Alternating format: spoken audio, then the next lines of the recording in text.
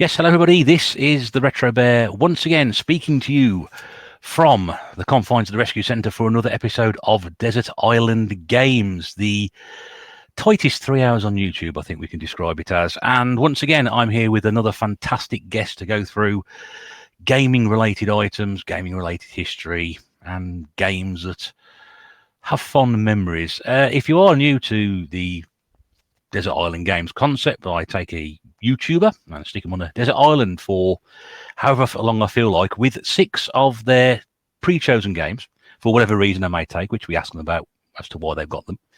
Also, on top of that, I ask them to take along 2 games. One, which is a second chance game, a game they may have never played before, a game they really got into, they started but they didn't finish, got to a certain point and couldn't carry on, etc., etc. And one game that they don't particularly like just because, well, we just like to rub it in a bit, really. But it's always fun. We always finish on that game to find out why people don't like a particular game. Interspersed with that, we talk about gaming history, systems, consoles, they've owned, experiences, stories, tangents. Oh, you name it. It's all in here. As I said, it's the tightest 3 hours on YouTube. You can't get a better 3 hours than this. And we thank you once again for your support listening to this. Now, my guest this week, what can I say? I say, what can I say about this person? I always say that, and then I go on for the 2 or 3 minutes. But here's somebody whose channel I came across last year, and well, I mean, I wasn't quite sure what to make of it in a nice way, and then you realise it's hosted by, you know, one of the nicest, warmest, friendliest people you can come across, and I'm absolutely thrilled to have him on this particular episode. I hope he doesn't mind if I just take a liberty at the moment and introduce him as he should always be introduced wherever he is, whatever he's doing. It's James, a.k.a. Gamezone Birdroom. James, hello. Hello, Mr. Bear. How are you, mate? I'm all right, thank you. I hope you didn't mind that. No, I don't mind anyone. Big Game Out does such a brilliant version of that. Gamezone Birdroom. Your missus does a pretty good one as well. Yeah, she does actually. Yeah, Gamezone Dog Room. Dog room, yeah. What is it because, you know, you've got the birds and she's got the dogs? Is that what it is, or is she just angling for her own channel? Yeah. I would love her to have her own channel. I think that would be so brilliant. Yeah, well, you know, that's the same thing with my missus as well, and I keep saying that, but I don't think we'll get very far with it. But it'd be good. But it's good though, isn't it? I mean, it's another YouTuber who's the better half. I always say better half has come on and, you know, been part of the channel and what you're doing there. So that's really good. Yeah, I love those little special moments. She don't always get involved in it, but when she does, it's a nice little special moment between us. Yeah, that's it. It's all important stuff, isn't it? And I think that's really good. Yeah, like I said, fantastic to have you on. Thank you very much indeed for giving up your time to do that. Obviously, people listening to that can't see it, but you are wearing the very sought after Retro Bear T-shirt, which has winged its way to the far reaches of Scotland to keep you warm during the winter. How is life treating you up there? Because for those people who don't know, James was living down south not very long ago and has now moved about as far north as you can get.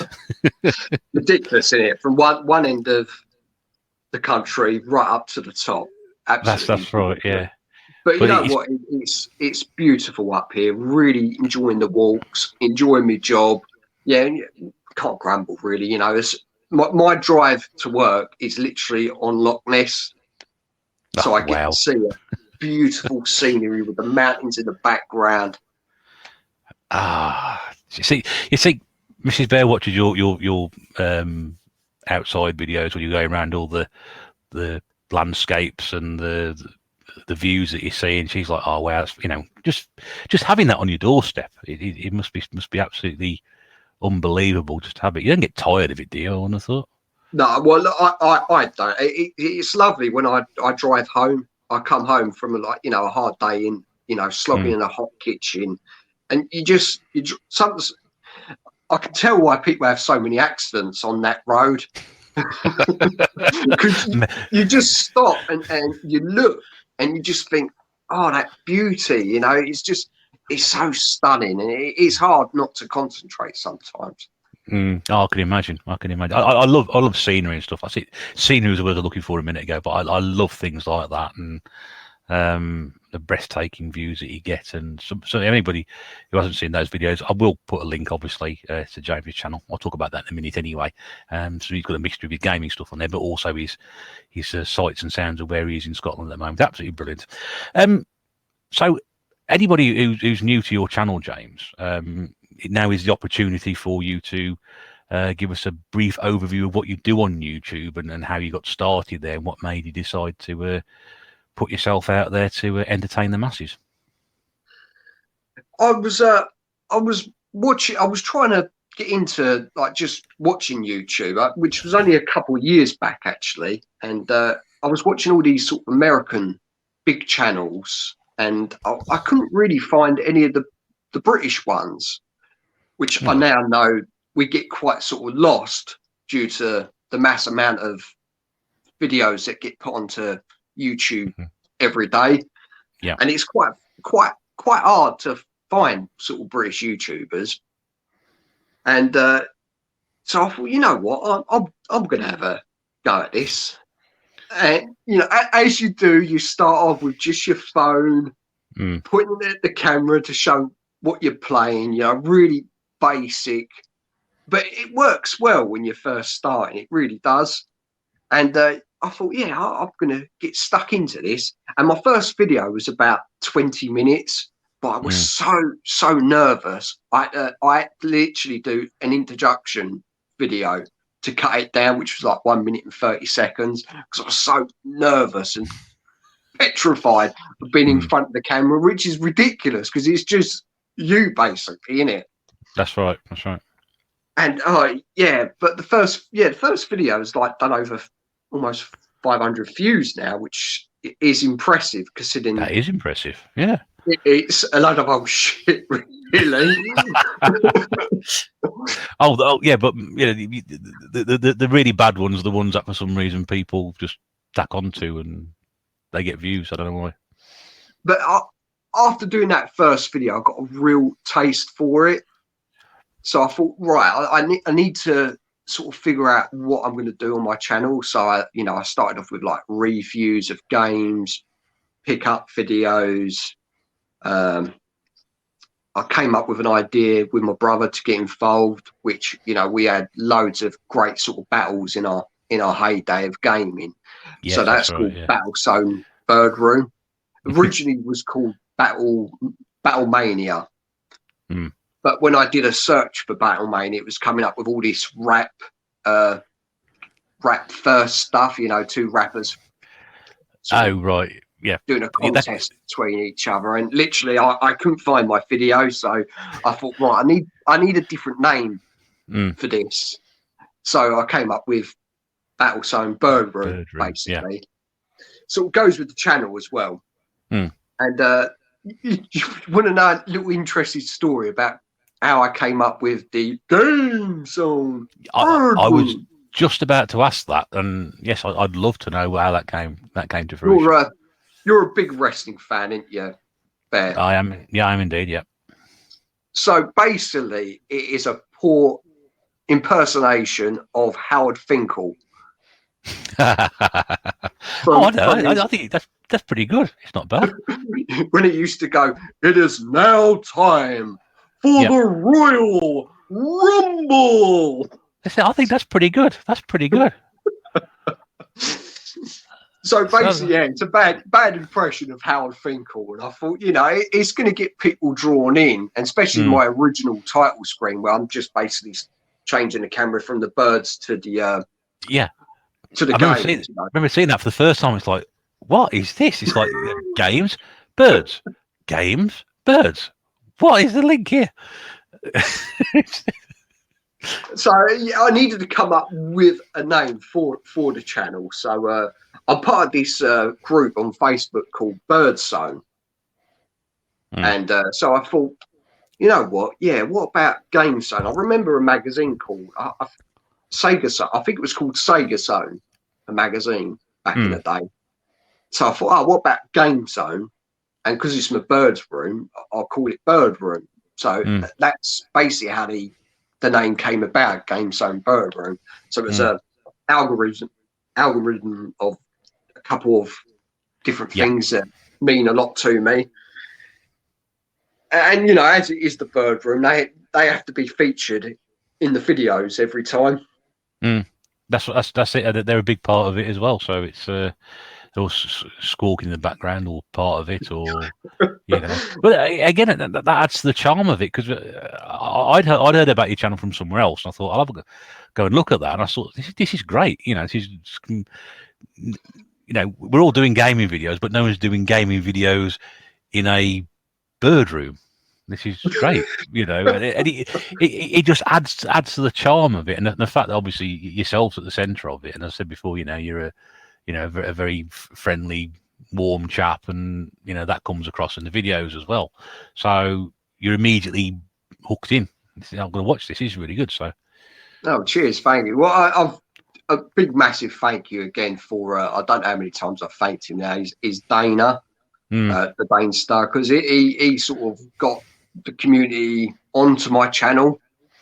That's right. And I think that it must be. I think it was Dane Street put me onto you. Yeah, I think it was. Yeah, the live from lockdowns. He kept on like. I think he kept on. I think he fell in love with my channel, or maybe he fell in love with me. I don't know, but you know, I've met him. You know, I'm not prepared to comment on that. But no, he's a very nice. He's a very nice. The stuff he did during lockdown, you mentioned there, lockdown number 1 and 2.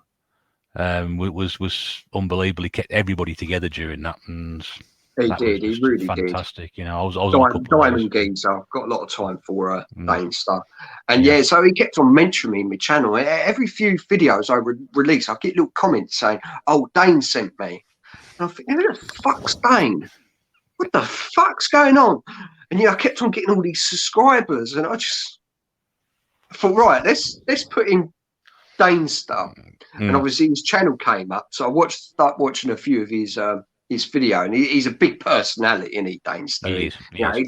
He tells it as it is, and yeah, and I started just finding all these British YouTubers, which was fantastic, and I really feel like I'm part of the community now, which I'm loving. Yeah, you are. You very much thought of like that, and you know, and it's great that. You know, Dane did what he did for a lot of people during that, and you know, channels up and coming and starting out, and I think I cottoned onto that, and I think I shouted you out as well, probably around about the same time. Loads of people at that point. Yeah, you, Big Game Out, Nate, Retro One. Oh yeah, and nice, Pete on a retro tip. He gave me a shout. I think I've got like almost 50 subs in one day from his shout out. Yeah, I've had that with Pete as well, and because he has such a reach that if he mentions you or shouts you out on something, it happened to me last year, and I got 40 in a day, just because mental, of that. When it really is mental when you've got that reach and sort of power at your disposal.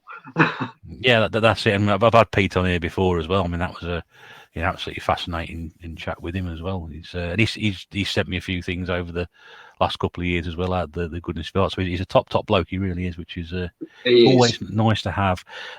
You aren't the first YouTuber to say to me that you had trouble finding British channels. I wasn't aware that was a problem, because when I started, I'd watch like loads of car boot videos and things, and I knew there were gaming videos out there, but I just thought, well, I can have a go at that and see how I get on. But a lot of people said it all depends. I think it all depends on what you sort of search for.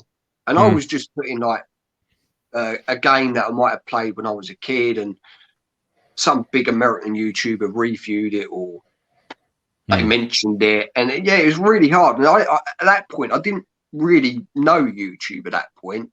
I've only sort of just started watching the last 2-3 years. Yeah. Now you can't get me off it. You can't get me off it now. No, it's a nasty. You develop the habit. You come home, and I do come home and even sit down and have a cup of tea, and then get my tablet out and start seeing what's been uploaded today, or if anybody left a comment on my videos. And you're on there, there a few times a day for sure. Just become definitely, yeah. But yeah, I mean, it's so nice finding when I did start finding these sort of British channels and how big the community actually is. It's just a shame that we're just really down the bottom of the pile, really. Yeah, there is that, but I don't know.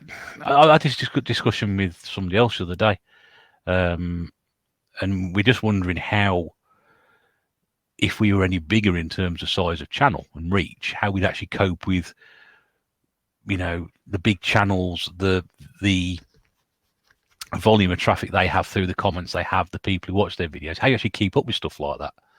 Because for me, it's really difficult to try and keep up with, the small amount of people who watch my videos in and out, to keep up with the comments and responding to them. And if I had, I don't know, if I had double the amount of people watching my stuff, I'd really be struggling to do that. And because all the videos you're trying to make to keep your channel going, you don't get around to watching people's as much as you used to, because you're now watching more channels than you used to. So you've now got more videos to watch and a huge backlist. Very true. Yeah, I mean, you can't watch all the videos. It's impossible. It is. And you can't always comment on every single video, because you go, I'll comment that in a minute. I'll come back to that and give it a comment, and you just goes out your head. But I wouldn't. I don't think I would love to be like a really big. I don't know how Pete does it really. So fair play to him. That's it. Yeah, I don't know. I don't know either. It's all I know is that when you're first starting out and you're watching a lot of videos, and now you're watching. Yeah, you're still watching a lot of videos, but you're watching a lot of videos and making mental notes about them. So when people ask you about them, I did watch it. That was in there, wasn't it? So you can sort of say, yes, I did watch it. I've been watching them. I just haven't been able to leave a comment for ages. That's the way it is. I'll just blame Alzheimer's. It's Alzheimer's disease. We've all got busy lives, mate. I always say that at the end of the day. It's we try and do what we can. Right. So if anybody out there hasn't seen James's channel and quite frankly have to listen to all that, how can you not now want to go across and see the Gamezone Birdroom? You've got to go and have a look at it. I will put a link in the description below. It'll probably be James's latest video, or the last video he's put up anyway. Which will be different because I'm recording this in advance, so whatever that video is, by the time I get around to putting this on YouTube, it'll be whatever it is. But lots of various stuff on there as well. Like I said, there's the picturesque scenery around Scotland, but there's also the gaming stuff as well. So go across and have a look at that. Something for everybody. I like that. Bit of variety. That's what we need. Bit of variety. Yeah. I like to keep things interesting. That's it. Yeah.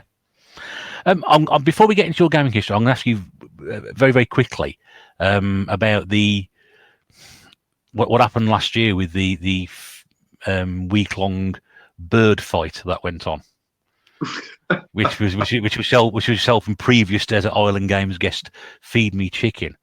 What could you just give us anybody who didn't come across it or anybody interested to hear what happened? Just give us a brief description of what that entailed, without giving too much away if you don't want to. Bird feud. It was I had so much fun doing that. I first saw Feed Me Chicken on Lee's live stream swap shop.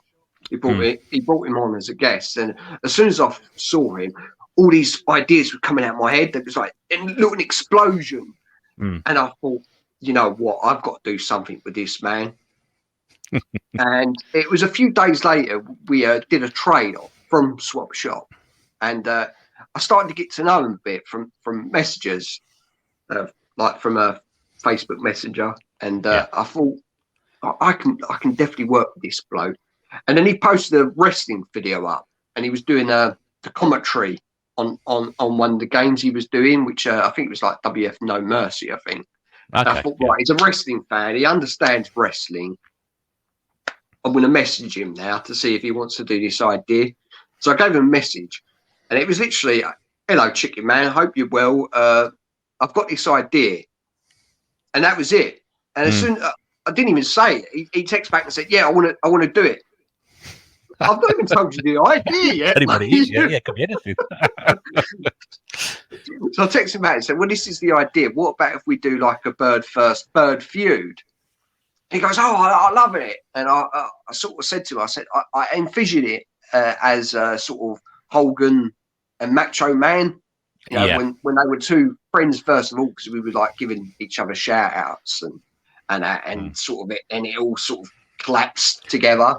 Because those were some intense promos at the time. We're talking about Hogan Savage now.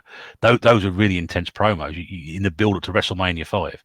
They really were, you know, especially when they were sort of tug warring between sort of Elizabeth as well, like when she got sort of involved in that. It was such a great storytelling, and it took like a whole year from WrestleMania 4 to 5, so you had a whole year long storytelling. It was brilliant, you know. That's when they knew how to do stories. That's correct. You're absolutely right. Yeah, absolutely right. And it's a good model to use it from. Yeah, it is, isn't it? So I that's what we were sort of going for, and that first video that Chicken released, where he really sort of came after me channel and that, you know, I said do it, but we didn't want to tell anyone because we wanted it to feel, we wanted to get people drawn in. Oh, we were. And hopefully it worked. It seemed like it did. I mean, I knew it pissed off a lot of people. When I first saw it, I was like, geez, what's James done to him? I was like, this. I showed Mrs. Bear. I said, have you seen this? Because I think by that point, I'd sort of befriended Phoebe Chicken and shouted him out and promoted him a little bit. And I thought, what's James done here to Chicken Man? I said, look, this is really nasty sort of stuff. I was like, read the comments and the videos. I was like, guys, it's like I couldn't work out, you know, what was going on at all. It completely threw me. That's good. That's what we wanted to, first of all, because then, you know, as the videos went on, and I did my sort of first response to him, I had the chicken toy, and I thought, oh look, it's a toy. Feed that to the dogs. It was sort of pushing him off, saying, "Oh, he's a small channel. He's not going to bother me." And the more and more he released his videos, sort of more attacking, and I sort of started to get a bit more pissed off with it now, and. So we came up with the idea of I sort of morph into the Parrot Man with an injection. You know, it's all silly, but it was all fun. And then Danester got involved, and that was the other one as well. Because I thought, why is he taking sides on this? I thought, it's a bit off. it was just so much fun, you know. Only a sort of couple of people sort of knew what we were doing, but I think generally it was in good spirit. Yeah, I think. Well, it captured the imagination because I think the discussion was on the first night you were doing it. It's like, are you going to watch that? I don't know. I ain't sure about it really, and so there's a lot of intrigue about it. So it was very, very well done. And like I said, some of us hadn't really got a clue what was going on, but it was brilliant. It really was. It was. The most fun I've ever had with YouTube. It really was. It was great working with Chicken Man. He's such a great sport, you know. I mean, he took a lot of shit with them first few videos, bless him. Oh, he did, yeah. I mean, he took it on the chin. That one he was sat there when he's throwing eggs at a picture of you. That's quite a haunting image when he's just sitting in the garden. Yeah, and the camera sort of pans round him, like, you know, you think, fuck, you know, who is this nutter? Like, yeah, exactly. And why isn't his aim any better? I just, you know, just couldn't work out what it was. But yeah, as you said, it's absolutely fantastic, and it definitely it was definitely a talking point for a few weeks. That was, I'll give you that. It was a good 6 weeks feud, you know. It's something that, you know, myself and Chicken Man have very, very proud of. I think you should be as well. No one else has tried it. I've tried to do it, but no one seems to want to take the bait, which is all right. So pick on the easy targets, but they seem want to play. You're too nice. You're too nice. I'm too nice. That's what it is. I keep trying to wind up community as well. No one's going to mess with the king of the community. Yeah, well, I wasn't at the time, but there's a few people I try and deliberately wind up and just try and elicit a response. But they said they'd come back with something witty, and I can't really. It's never going to work. It's never. I just go back to being a nice person. That's all it is. So it's what I really envisioned once I got to know YouTube channels, sort of having like little feuds, basically, and testing your game skills. Yeah, this goes back years. It's something I mean, again, before we're going on a tangent already. This is brilliant. I love this, but so what? Don't give a toss. This goes back to years and years to like American radio programs in the 1930s and 40s. You mentioned that, and this is what I think of. There was a famous comedian years and years ago called Jack Benny, who was a massive radio star, and there was a guy who had another radio program called Fred Allen, and they created this like fake feud between them. So they slag each other off on each other's radio programs. And then I think the one time Jack Benny did a guest spot on Fred Allen's radio show, and he sort of slagged him off or something. And the response was, you wouldn't say that if my writers were here. So he'd been given the line, and if my writers were here, they give me better lines than that. And they just create this dinner. They were perfectly normal, friendly people off screen, but they just created this like on-air radio feud. And very clever, because you want to hear what the other person says on the next one, don't you? You know, that's it. So what you said there, what you said there pretty much encapsulates that, and that's something I've always like. You thought, yeah, that'd be a good idea. Just have two channels just sitting here, good friends off camera, but just slagging each other off on camera just for the sake of doing it. But but you did it. But and yeah, you definitely confuse a lot of people. Give you that. But it was great. It was great fun to watch. Great fun to watch. Well, that's the main thing. We just want to entertain people in the end, and I think we managed to do that. I think you did as well. I think you did. Yeah, it's brilliant. Really well done. Right, so before everybody switches off, we'll get on to what we're here to talk about now, which is the Desert Island games. Got a lovely list in front of me of the stuff you provided me with. I always say this, it's always nice to have games on the list, wherever they are, that we haven't had before. We've got a couple on here we haven't had as well, which is great.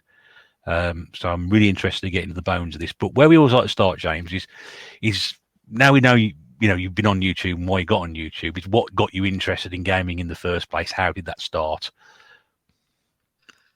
Right, we have to go back to the very beginning. 4.6 billion years ago. No. we don't have to go. We don't have to go back that far. It's going to be a long evening. I was always interested. My dad was always playing around with his Spectrum, and every few years he would upgrade it and that. And I sort of fell in love with what he was doing. He was always programming stuff. Really good little programmer on that. And I remember once he programmed. My mum absolutely loved playing bingo, and she would have these little bingo nights round our house. And my dad, I think he must have got sick and tired of having like the big board and calling out the numbers and that. So he actually programmed a bingo game on the Spectrum. Okay. So he would have two monitors. It got really sort of high-tech, two monitors. So one monitor's the people could see, and one he could see by calling out the numbers. Sometimes it would copy the numbers. Every so often the same number would come out. But overall it was a brilliant program. And I sort of got into sort of some of the games that he had as well. Like he would buy some of the cheap Spectrum games, which were probably £5 back in the day, £10, something like that. And one of the very first was Nifty Lifty. I've never heard of that one. Oh, it's a little character just go past the lifts to collect items, and then very, very simple game. I reviewed it recently on a couple of months back. Oh, right. Okay, and I absolutely fell in love with that game. And he upgraded to the ZX Spectrum Plus 3, which has got the floppy disk drive in it. Yeah. So on my 5th birthday, he gave me the 128 Plus 2 with the built-in tape cassette, and he gave me all the. I love that thing. Absolutely loved it. Had it for years as well until it finally broke.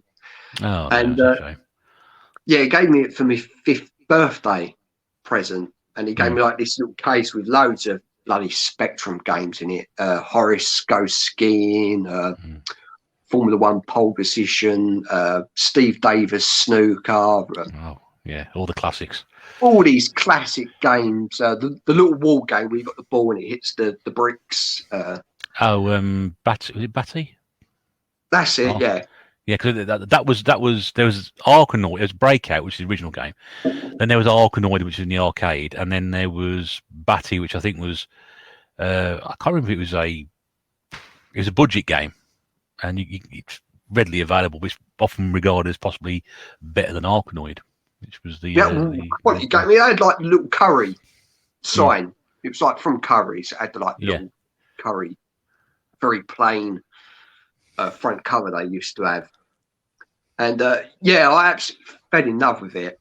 And yeah, so that was my very, very first console, was the ZX Spectrum 128 plus 2. With the a lot of people started with that. The built-in tape cassette was I love that. Love the look of that machine. I really do. I think it's just. It's that off grey as well, isn't it? That off grey looked really nice and smart. It was a beautiful machine. Yeah, we'd love it back. We'd love it back in the collection one day, but very expensive. They are. I'm lucky enough to have got mine a couple of 3 years back when they weren't that expensive. But you mentioned the plus 3 as well. I mean that's some serious money nowadays. That is. I'd love a. Is it? Oh yeah. They ain't cheap. I think they're probably they'll set you back between £100 and £200 easily. Oh bloody hell! Yeah. You could probably get one for about 100, but there'll bound to be problems with the disc drive. The disc drive will need rebelting or something like that. So probably around about £150, and you'd be lucky to get a couple of games with that as well. Yeah, it'd be nice to have one. Yeah, it'll be nice to have one. But I mean, the 128K probably comes in a bit cheaper. A good example of one. But yeah, they're just fabulous looking, absolutely fabulous looking. And I mean, a Spectrum, just so many people started with that. Yeah, definitely. If I started with straight out with the consoles, I don't think I would have the love for it as much as I do, because I spent so many times trying to do the little programs myself, like make these little games in the magazines that always had like 1 or 2 code missing, so you would have to think. Yeah. And I would say to my dad, it's not working. Right, here comes sort of coming into the bedroom. They look at all through hundreds and hundreds of coding, and it get it working eventually. Yeah. Bloody brilliant. Used to love the magazines you gave me as well, like all the Spectrum magazines. You could do the games yourself, and absolutely fantastic. So that's the thing. A lot of people miss that era, whether they were born after it. I mean, some of us were lucky enough to be born at the start of it, or as it was progressing. And I think unless you got into those games, or you had that experience as you were, that microcomputer era is going to pass you by, and it's probably more difficult to go back to experience that if you hadn't experienced it in the first place. Like people with Atari 2600 games. Yeah, I started with the 2600. I can play them, but a lot of people who didn't, whose first experience on consoles within Master System, NES, Mega Drive, SNES, whatever, can't go back and play those games now because they just unplayable to them. But to someone like me, I can get a lot of enjoyment out of them. Yeah, I totally agree with that. Yeah. I actually played Nifty Lifty the other day, actually, on my little Super Console X. And what's funny now is the actual picture quality is actually better than what it originally was. I was going to say, is it still as good as you remember it? Oh, it's simple. I mean, the simplest games are sometimes the best games. It's literally so simple. It's left and right. You just try and miss the lifts, get the little items, and then you go up to the next level. It's ridiculously simple, but very playable. Can you remember anything else you had back on the Spectrum in those days? Sport of Kings. Oh, that's a horse racing one, wasn't it? Yeah, absolutely loved that game. I've got so many good memories of like all the family, because it was like 5 players. My dad would be like the kitty and typing up all the horses, and absolutely the amount of hours we spent playing that game was brilliant. Yeah, a lot of good memories. Yeah, very happy memories. I've got that one somewhere. Pretty sure. Sport brilliant. Bullseye we had. Oh, on the quiz show, Bullseye. Yeah, the quiz show. Yeah, we had that. I had another darts game. I think it was like called 180 or something like that. Yeah, but 180 is one of the most readily available 8-bit games you can find. You watch a bundle on eBay, not necessarily Spectrum or it'd be Commodore 64 or Amstrad. There's bound to be a copy of 180 in there tucked away. Guarantee it. I've got about 3 or 4 copies myself across Oh, yeah. 2 of the systems. Yeah, because it's just so common. Just so common. Yeah, I can't really remember any more of the games than that. I know I had quite a few. I had this astronomy game as well. I can't remember that. That was really good.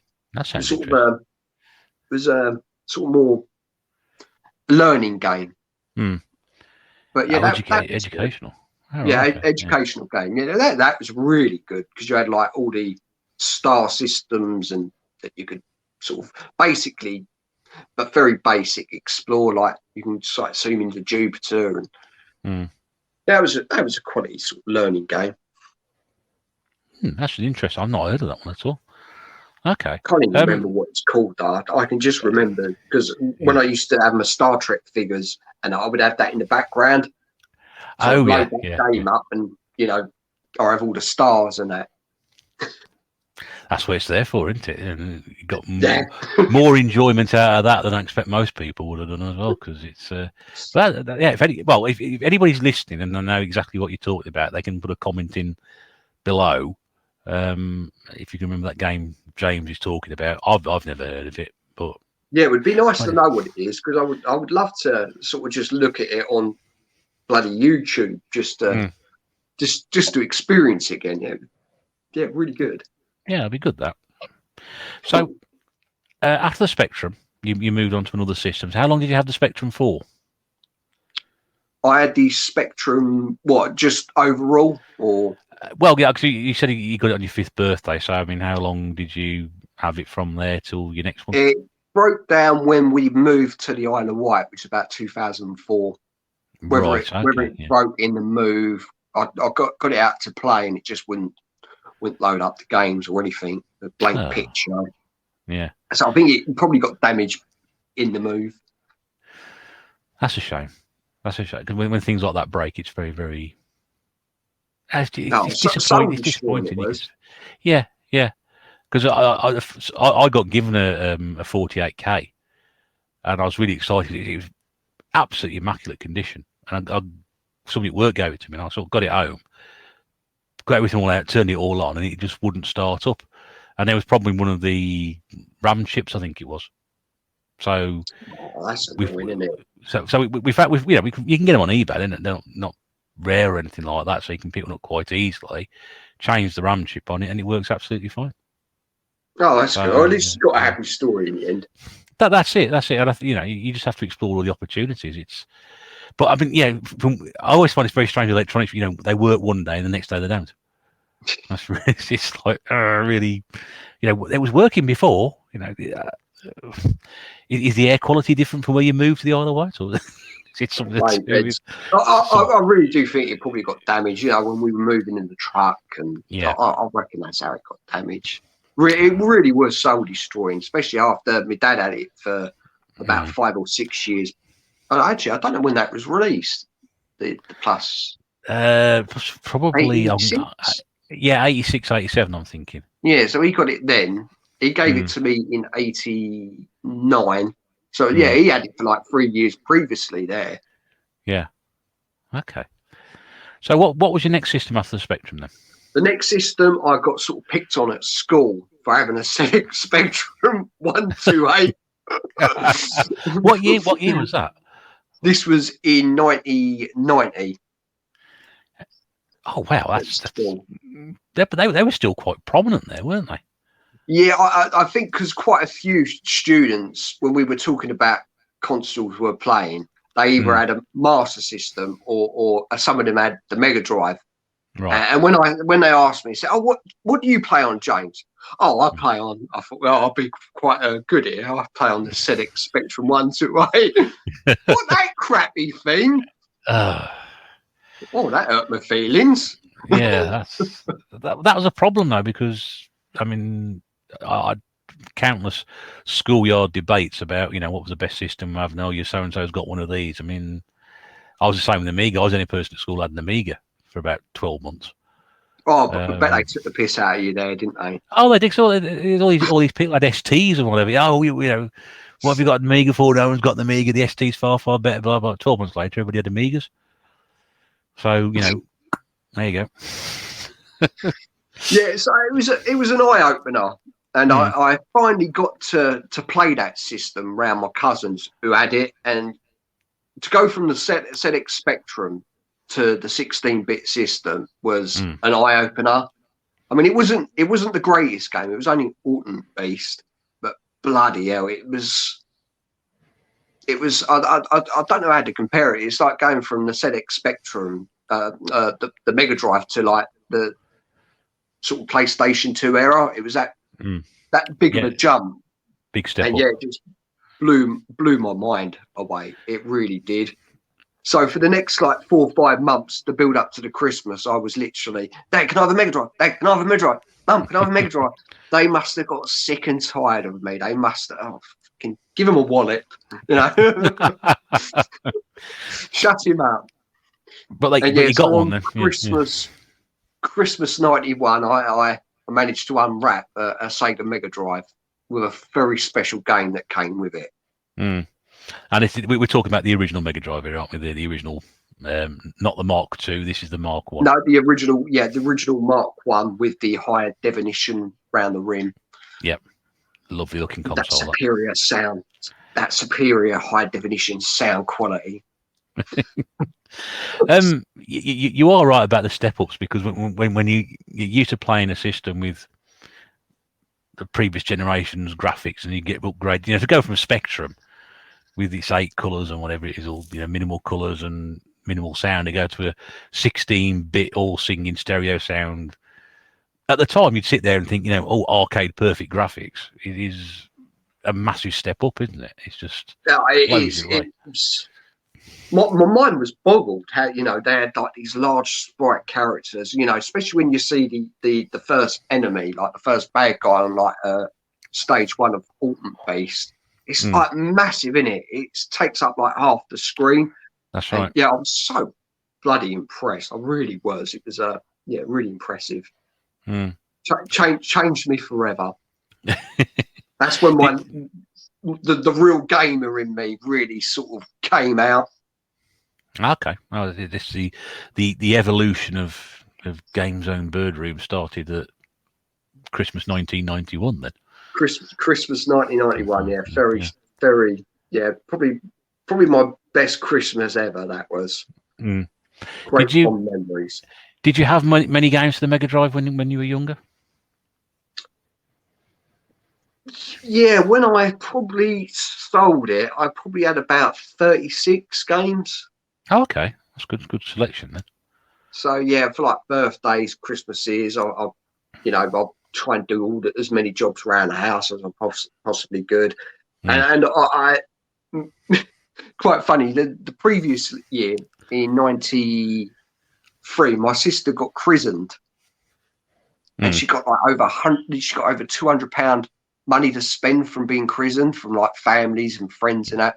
And I thought, this is a good idea. Mum, I believe in God and I want to be christened. I mean, the mum at this stage was like quite a big believer in God. And she goes, oh, that's wonderful news, that is. Yeah. I was disappointed, Bear, because I just got shitty silver and no money. Oh, no. Thinking about it now, silver's quite expensive, so... Yeah, if you'd held on to it, it was an investment. I think that's what the point of looking at that rather than cold, hard cash. It was actually, we'll give you this now as an investment for the future. But you wouldn't have seen it that way at the time, would you? Like, you know, the load of silver. No, I was so disappointed. I thought, fuck's sake, I said I believe in bloody God, and I've got silver. That's a heck of a thing to go through. Think, you know, here's an idea. I could say I want to get christened and get all this money, and then everything go horribly. It's like I would say it's like a Del Boy thing, isn't it? You know? It really did backfire on me. That you go to that length just to oh wow, that's something else. That is. I was desperate to get all these games. See, that was the problem. That's a heck of a story. Well, can you remember many of the games you had? Anything pretty much. apart from the one that we're going to talk about shortly, but I mean, obviously, anything else in there that sort of stands out? Yeah, I pretty much got most of my collection back from when I was a kid, and now obviously new games I'm testing. So, Mike Machines, all the wrestling games, Raw, WrestleMania, Royal Rumble, Wrestle War, Street Fighters, Mortal Kombat 1, Mortal Kombat 2, Streets of Rage 1 and 2.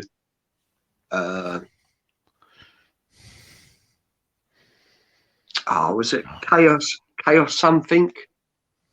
It's like Chaos a strategy Engine? game.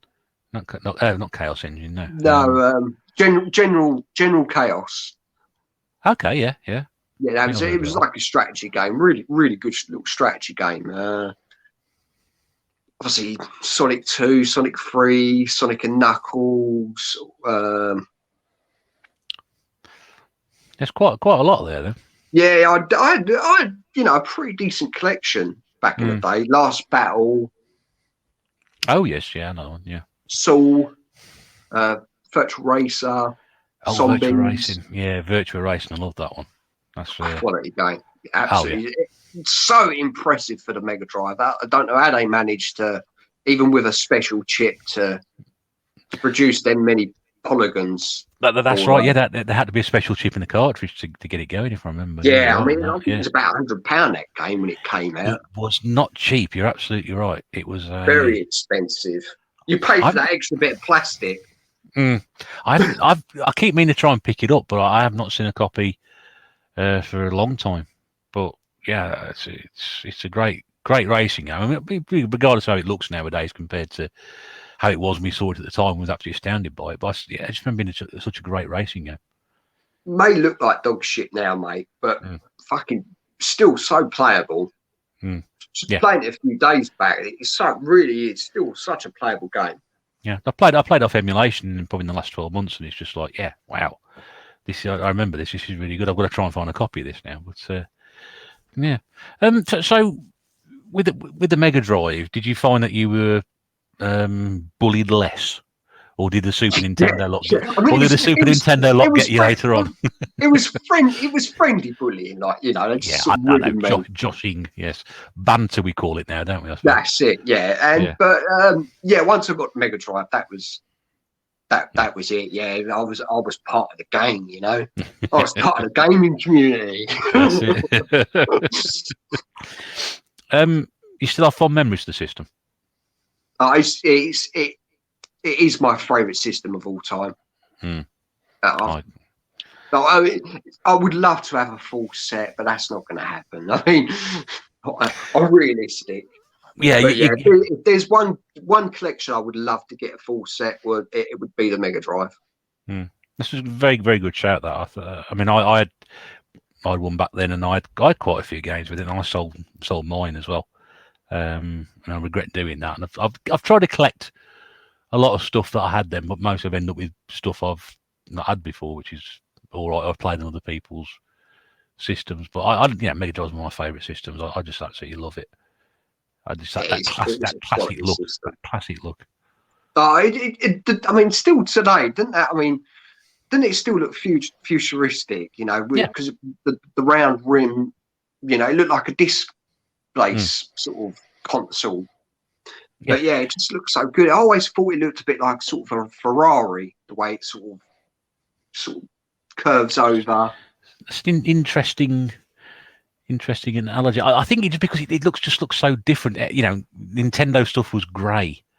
The NES was grey. The Super Nintendo was grey. The Master System original was a funny looking thing, but the Mega Drive was just like they want. I mean, in Tooney better design console, PlayStation 1 possibly pushes it for aesthetically very, very good looking, but Mega Drive 1 just absolutely classic. Yeah, I love the look of it. I mean, even the Japanese is even better with all the little different coloured buttons, and that looks even better. And that 16-bit really big sort of gold letters in the middle. Yeah, it's absolutely. It looks quality, and I suppose that badge there across that with that and gold. I can see where the Ferrari analogy comes into. The badges on it, you can actually see it's like, you know, it's not got little red letters on the front of it like the NES did have. It was. Yeah, well, I mean, I don't know if they be. went for that design, but I just think it looks a bit like a Ferrari type, you know. Badge of quality, I think that's what it is. Yeah. So after the Mega Drive, your next system you got after that, how did you end up with that one?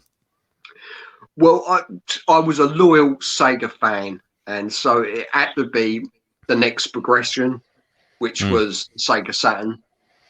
So it had to be. I couldn't turn on Sega at that point. I absolutely loved Sega. My brother was Nintendo, so he had like the SNES. And yeah, I was the Sega man. And most of my friends were Segas. And they all said they were going to get the Sega Saturn. But when we went back to school for the next new term, they all fucking had PlayStations, didn't they? Oh. So I was the only fucker who had a Sega Saturn in my school. I never knew anybody with a Saturn. I don't think everybody I knew had a PlayStation one, or they, except for this one, eh? Yeah. Somebody must have bought one somewhere. I'm pretty sure you weren't the only one. I spoke to somebody previously who bought a Saturn. I can't remember who it was now. So somebody else went and bought a Saturn. Was it Eddie? That was it. I'm pretty sure it was Eddie who went out and bought a Saturn. Oh, for the shooters. Day release, yeah. Yeah, he loves his shooters, doesn't he? And Sega Saturn has probably got probably the best collection of shooters on the system, especially if you've got like a Japanese console. You weren't tempted to go onto the Mega CD or the 32X before you went to the Saturn? I did look at them. You know, I used to have conversations. I remember having conversations with the old man, like, because he was up on his like tech and all that. And he even mentioned, say, son, look at this. This, you know, you can have your Mega Drive now with a CD base console, and you know it's going to be more colours, better graphics, but I don't know. You know, watching like Games Masters and what was the other Game World, like them programs and that. I don't know. Just the games didn't grab me in. No, I don't know whether it was a technology or not. I don't know, but you look back at it now, and you can probably see why that it didn't catch on, because it's very poor quality. The full motion video. I mean, the sound was good because it was CD quality sound. Yeah, well, yeah, that's going to be terrific, isn't it? But I don't know. Just the games did. I mean, when I think they showed like Mortal Kombat, one of the reviews of like Game Masters and that, and it didn't look much different from the Mega Drive version. You know, it still had that sort of grainy look to it. Sounded brilliant. You know, it had all the arcade music, which is brilliant, but it wasn't that big of an upgrade. That's it. It's like when you look at PlayStation 4, PlayStation 5, there's very little difference between. I think there's very little difference between two graphically to justify that step up. So if you're looking at, you know, Mega CD and you look at the Mega Drive, thinking, well, is there enough there to warrant that? And then of course you had the 32X on top of it, which was a bit of a waste of time. I actually wanted that, but my dad told me to wait. He said, look, just wait, because he would. I wasn't that very good at reading at that point back in the day, like, you know, so I did struggle with me reading and that. So he would sort of read some of the articles that I wanted read to me. Yeah. And especially because they were sort of released near the same time. There wasn't much of a gap. You're right. And my dad said, look, why don't you just wait? Like, the Sega Saturn is going to be the system. And I think it was in one of the magazines, there was an article that you could actually play the 32X games in the Saturn. Okay. How? I'm assuming that the magazine was wrong with the cartridge at the back. So yeah, I think I don't know whether they just assume it was going to be for the 32X cartridge or so. I remember it clearly in one of the magazines that it was going to be. I've never heard that before. I've never heard that before. I'll have to try and look that up and send it to you. I'm sure there was one. I'd be interested to know that, because that's something I didn't know about the Saturn, and that was the plan. Because if that's a plan anyway, why would you release the 32X? Why would you Exactly. just? Yeah, Yeah. it's redundant, isn't it? It's absolutely redundant. And my dad said, "Look, it's just going to be a better system. You know, it's a proper dedicated 32-bit 3D super console." So I thought, I really want that Virtual Racer and Star Wars Arcade, like, you know. Yeah. But yeah, he sort of convinced me to wait for the Saturn, which I'm glad he did, actually, because I'm now playing his sort of emulation of the 32X title. I wasn't really missing much.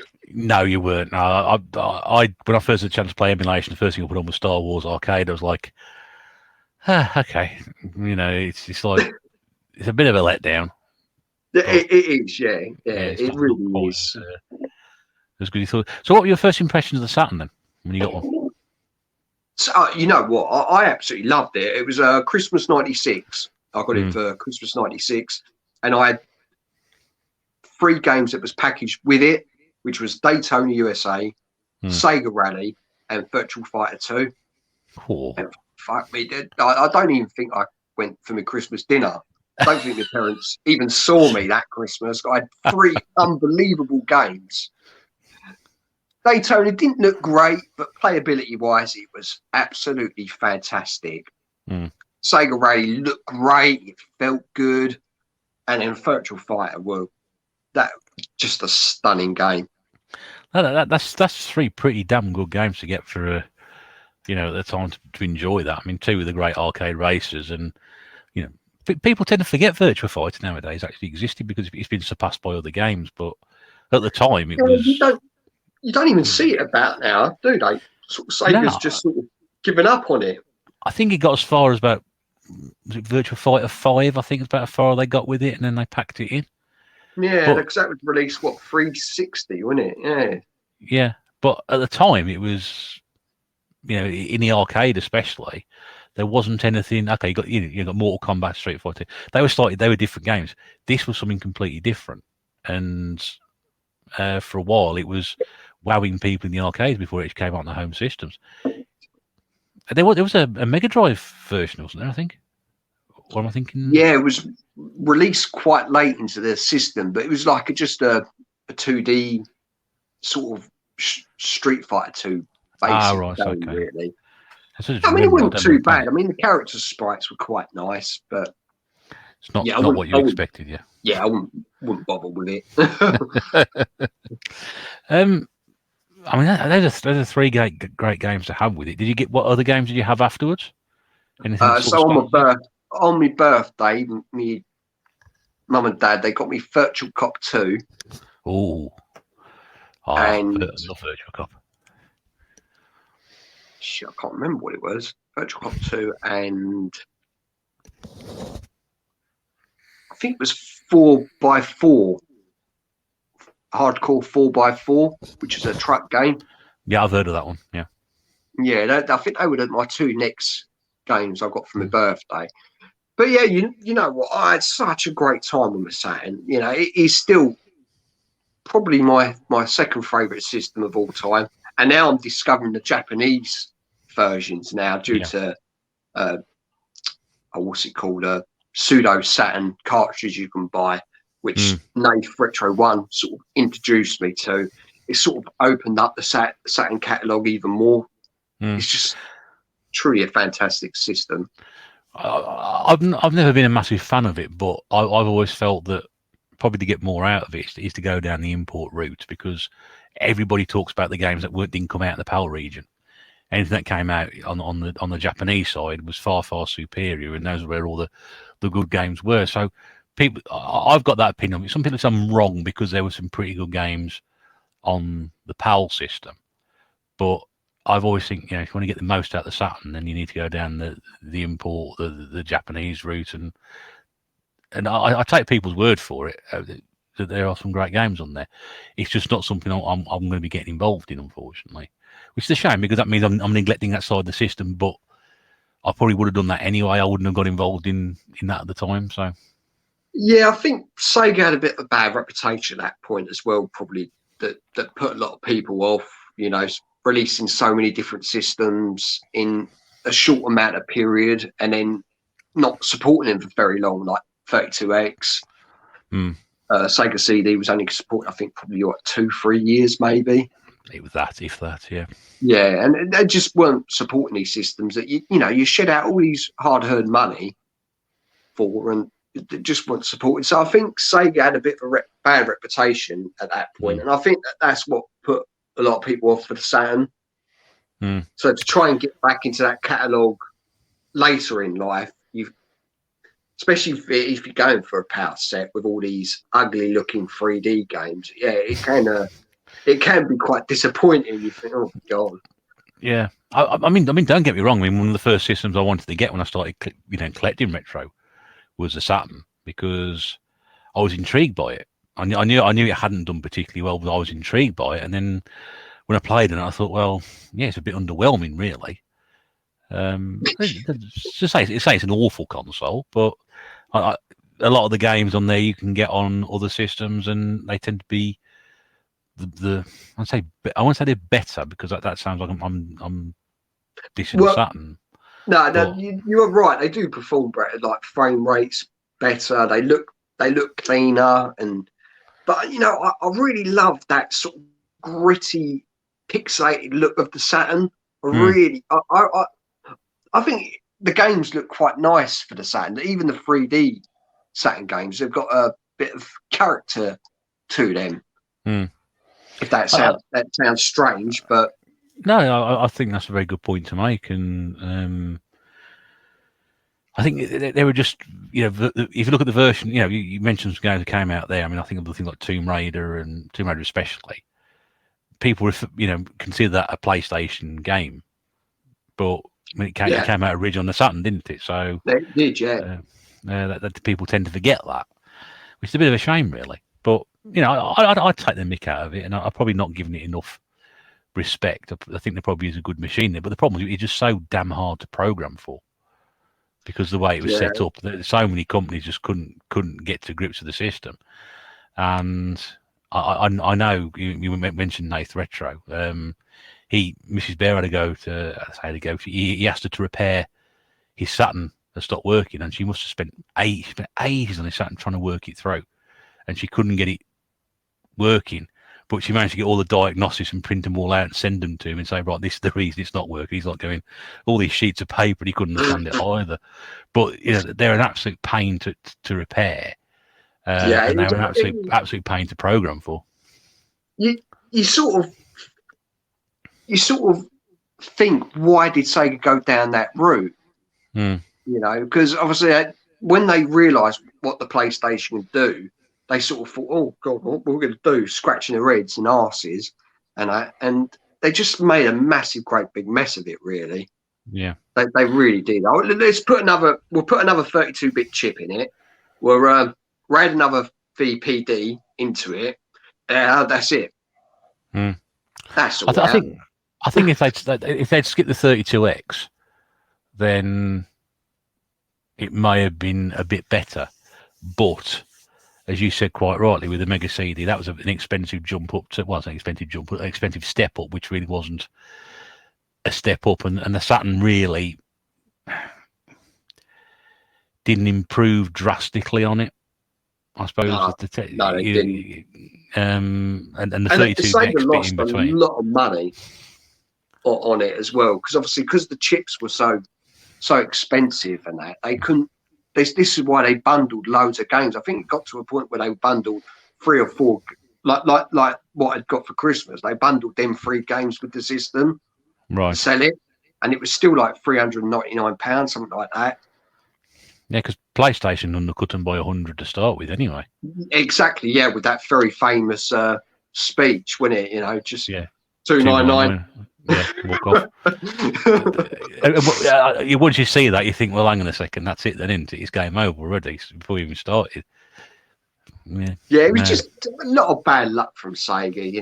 The eternal struggle between America and Japan, and I don't think it was a very good place to work for either, and it was bad, really bad time for Sega.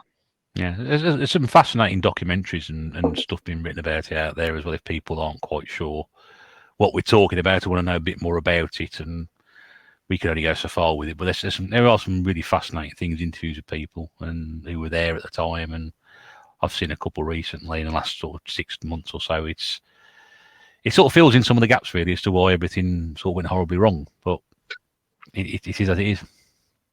It is, yeah, and now they're just a bloody third party publisher now, which is a real shame. Yeah, it is a real shame. You're absolutely right. It is a real shame. Okay, well, before we proceed any further with your gaming history, let's get on to some of your desert island games then. And we've talked about a couple of systems already so far with the games on the list. So, what is the first game that you've decided to take with you to your desert island? Well, my first game I've decided to take, I know no one will see it, but I'm going to show it anyway. It's a nice looking copy. I can tell people it's a nice looking copy. Sonic 1. My first game, this was the game that I really fell in love with sort of console games. I love Nifty Nifty, but this game really, it spoke to me. It spoke to me in that sort of hedgehoggy way. Yeah, exactly. Yeah, in that sort of generation of growing up, it was so sort of radical at that point. You had Mario, which I already played on my brother's original NES, and then going to this, like the speed and his little attitude as well. If you pause the game for a minute, you quickly pop to the toilet. He'd be looking at his watch, going, "Come on, mate! Go on. We need to go. Come on!" Yeah. It really spoke to me, that sort of generation, of attitude. It was the attitude era before the attitude era. It was completely different to anything that was there at the time. I mean, the two things that hit you first of all are the colours, how colourful it looks, and secondly the speed of it. It's just like Mario's all well and good, and I don't mind Mario, but this was on a whole different level altogether. You can see why. Yeah, you can see why. First of all, it sold so well, and secondly, why they pushed Altered Beast out of the give it away with the console, because that ain't. I know Altered Beast has its fans and what have you, but that ain't going to sell you stack loads of Mega Drives. Put Sonic 1 in there, and that's going to send them flying out the door, isn't it? Exactly. I mean, just look at that cover as well. He's a cocky little git, isn't he? He is. He's lovable, but he's got so much attitude. You could not but fall in love with the hedgehog. And I think the color choice was right as well. Blue. He made him stand out, and just blue really did blow my mind.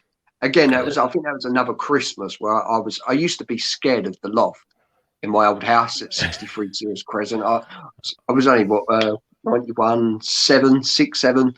Yeah. And it was, I don't know, because I felt like everyone was downstairs. It felt like such a far away from my family. And I used to be petrified of the loft. But at Christmas, I spent the whole day and night playing the Blue Blur. He kept me safe up there. He kept me safe playing him.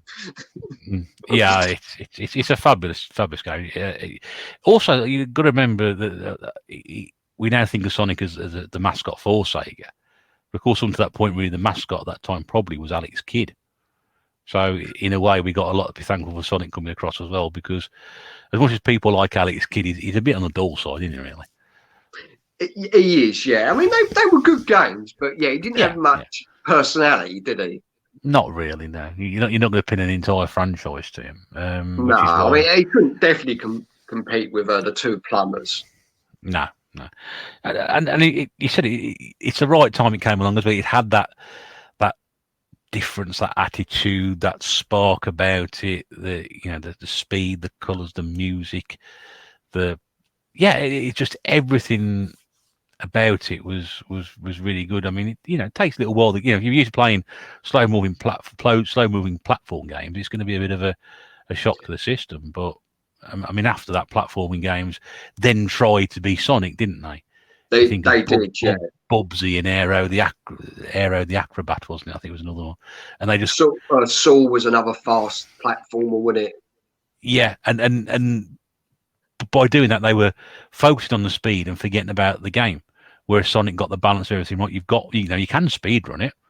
I mean, there's absolutely nothing wrong with that. It was also a great explore game as well, with the multi-levels. You could really explore it, find all the rings and all the little secret passages, and it was just a phenomenal game. It really was.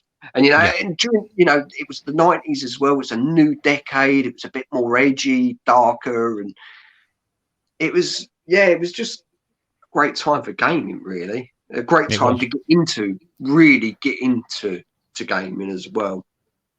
And I think you can see that, as well for computer systems, which still going at the time, like the Amiga.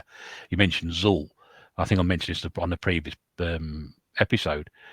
Zool felt to me like that was somebody trying to say, well, if that's what they can do with Sonic, this is what we can do on the micro system or the computer. And what you've got there is a game which is just, to me, subpar. And if that's the best that the Amiga could do to battle the best the Mega Drive can do, it's going to be a no contest. People are going to all of a sudden move across to the consoles for the gaming.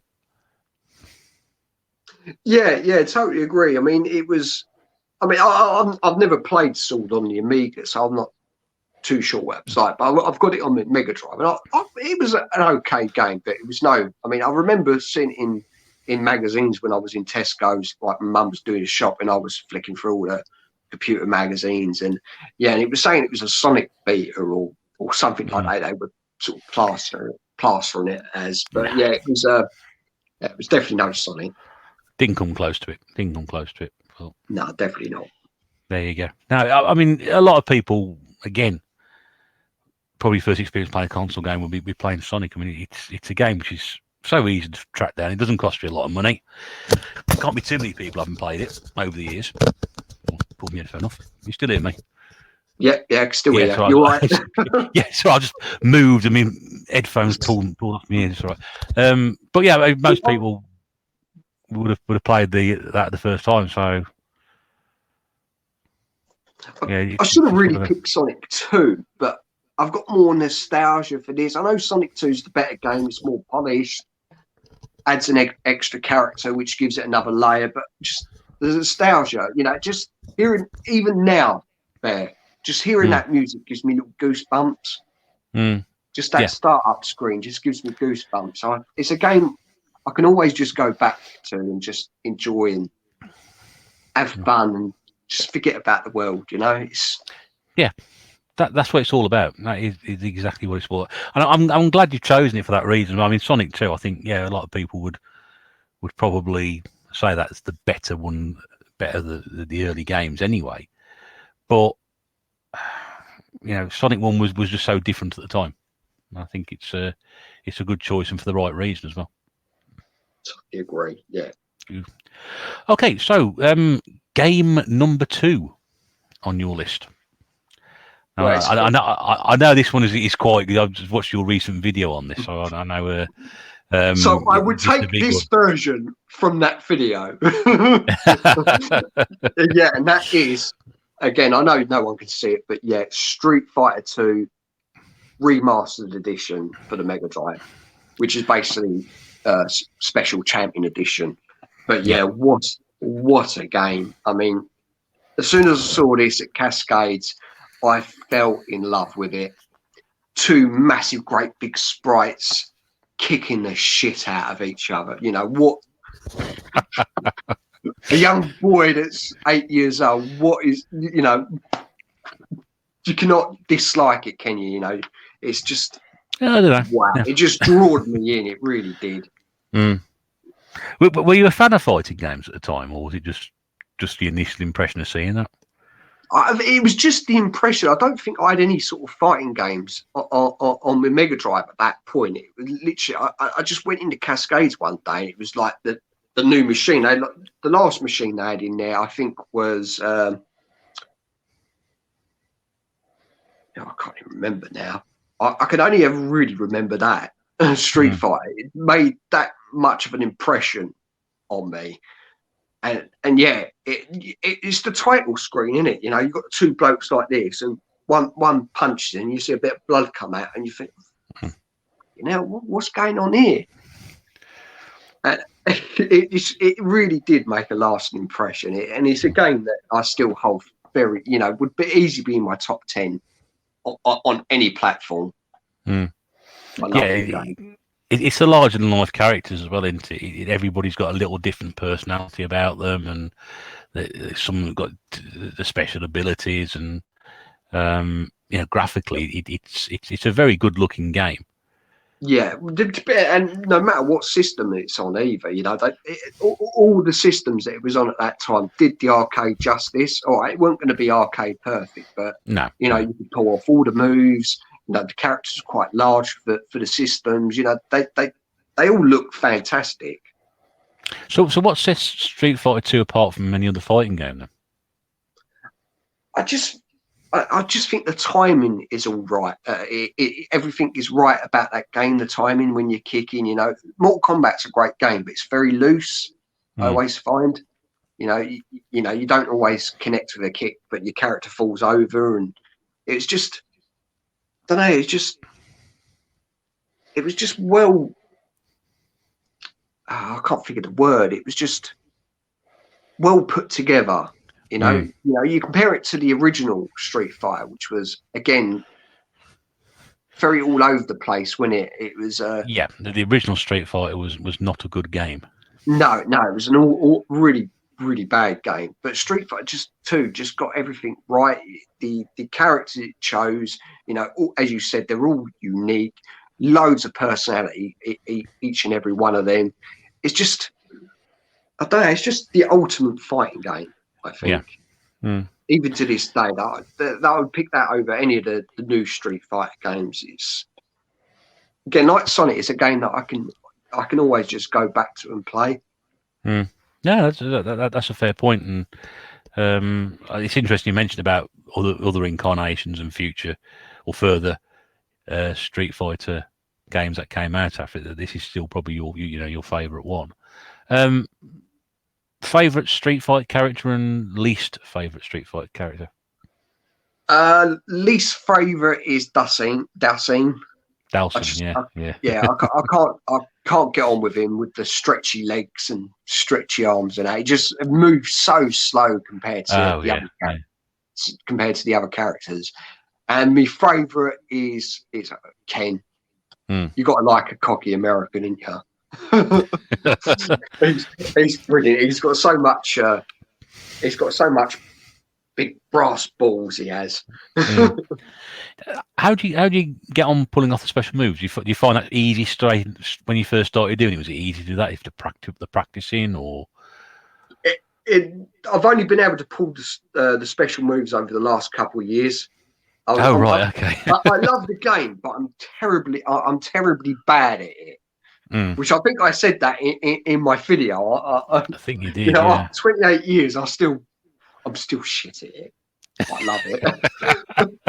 Well, again, you don't necessarily. I think I said this to Al when if you listen to Al's list, he's got a lot of games on there which he's played to a certain point, but he can't get any far with it because it's either too hard or he ain't got the skill to get past it. And I thought, well, that's really interesting to sort of pick a game that even though you are good at it or you can't get very far with it, you still take it with you as a game that you'd sit there and play on a desert island. So I find that quite interesting when you would say, I don't want to, I don't care if I'm bad at this game, I'm still going to take it with me. Well, that's it. I mean, if you're stuck on an island, at least you can really put the hours in it. No misses to tell you to do jobs. You can just literally put the hours. So maybe one day I will be good at it. Yeah, and do you know what? That would be one of the games I would seriously consider taking myself as like a second chance game. Because I've played it, I'm not no good at it. But in that scenario, I'd have plenty of time to sit down and play it, wouldn't I? And learn how to do the moves and keep trying to do it. Exactly. Yeah. I don't think I've made Paul one special move off ever by complete accident. But I always argue I need more fingers, but that's my own problem. But this is the game. Like Doro. 4 arms. But this is the game. This is the game that crops up on this sort of list. It's been on here before, and it will always do that. And I know there are probably more people who enjoy Street Fighter 2 than hate it. And I don't dislike it because I'm no good at it. I think if I was any good at it, I'd probably enjoy it a bit more. But it's knowing. And I believe I've tried to get so far on just basic punch and kicking moves, and I can't get very far with it. Yeah, it's one of them games where you really do need to put some time in it to. I mean, especially if you're taking on another player who's really good. If you're just going to do like the powerful kicks and that, you're not going to get anywhere. Nah, I think also as well, it's learning the art of being able to block. Something I've got better at. I just can't get on with that. I don't why I shouldn't have to do that. It's like racing games.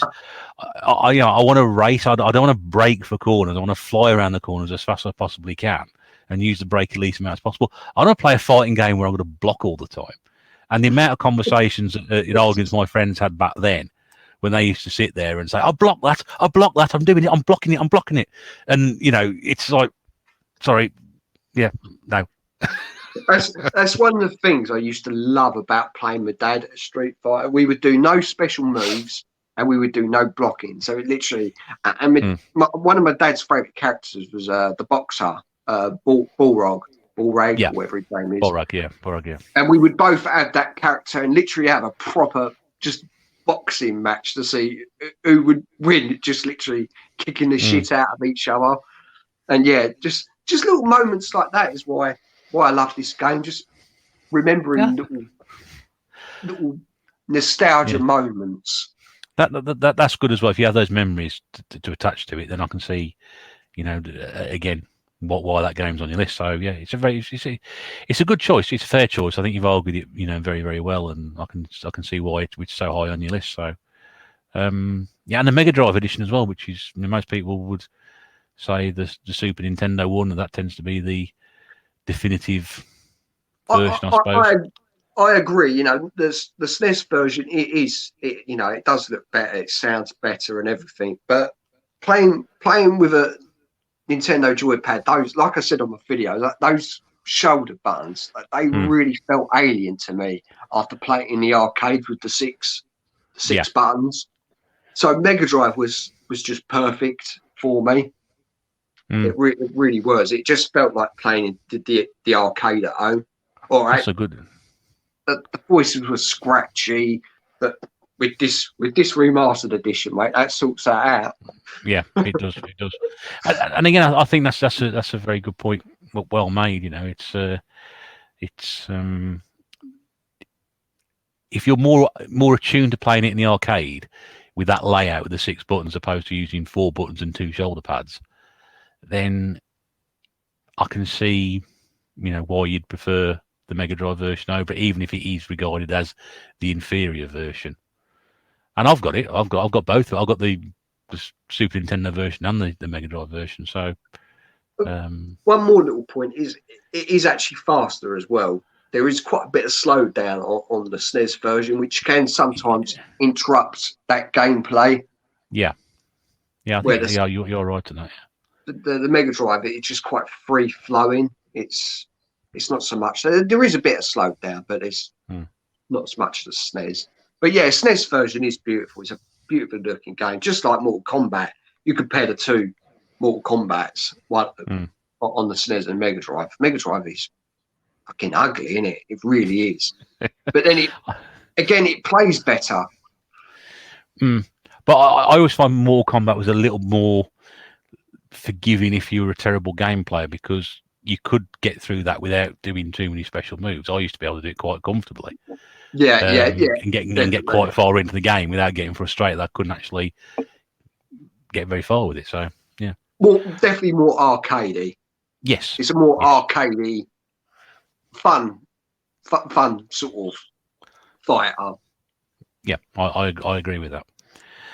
Okay, so that's the second game on your list. Your third game, and we're talking about the Saturn. So this comes from that system, and I love this game. Absolutely love it. Yes. it's for me. It's an absolute. I spent so many hours playing this in the arcade, and then when I actually got a Saturn and I did get a copy of it with bundled with it, and I bought one off eBay second hand. I was just happy to get it and just play it. I thought, yeah, okay, it's not quite the same as the arcade game, but it's a pretty good representation of it. Yeah, exactly. For the Saturn, Sega Rally is just an incredible port of that arcade. They just it's again. I'll show you. Yeah, yeah. It is. I mean, graphics don't look like that. No.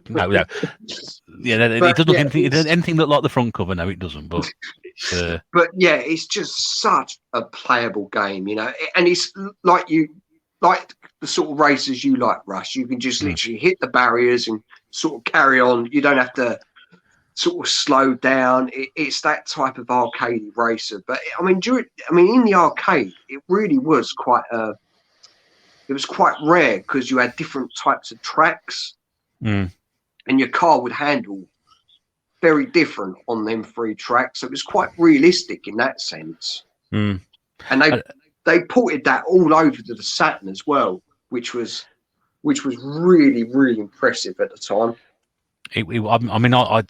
We used to go down to a place called Stourport and Severn, which is down in Worcestershire, or just north of Worcestershire. And most of the Friday night, there's an arcade down there, like a 2-player sit down, and we would literally just go drive about half an hour to go there, and we spent about 2 hours on a Friday night just playing that game constantly. And I always remember because a friend of mine, he was the only one who could drive. None of the other 3 of us could drive. So when he was playing it, he was setting up with a manual. Of course, the rest of us are setting up as automatic. So he's there changing the gears and doing all that, and we're just flooring it and stuff. And I just remember the experience of flying into the corner, swinging it out, and doing the stuff with the pedals and drifting it around the corner and accelerating out of it. Yeah, over the jumps, fantastic game, absolutely fantastic. But like I said, the home version is you're missing that arcade experience from it. But yeah, but it's close to damn it. Saturn, yeah, exactly. Saturn done the arcade proud. They really did. It's and the 2-player mode, all right, it's quite a bit slowed down, frame rate problems. But me and my brother literally would spend hours and hours playing that game. We really had some immense battles, and that's why I wanted to do the Battlezone Birdroom as well, is to relive that and try and share it to the world of YouTube. Yeah, no, that's a really good. That's a really well thought idea, that one, because you can have your memories and things, but you can never recapture them. But if you can try and do something that at least tries to show what those battles were all those years ago. If I did the same thing with my mates when we used to play games and stuff like that, the stuff we come out with and the arguments you used to cause, and people used to go, "I'm going home now. I've had enough. Now I don't play anymore. I'm going home now," and they'll take their game with them. Yeah, I think I could be quite vicious when my brother used to beat me. I wasn't too happy when I used to lose. I think once my dad had this big book called the 20th Century book. It was about that big. The Chronicle of the 20th Century. That's exactly the one. Yeah. And I remember, amazing book.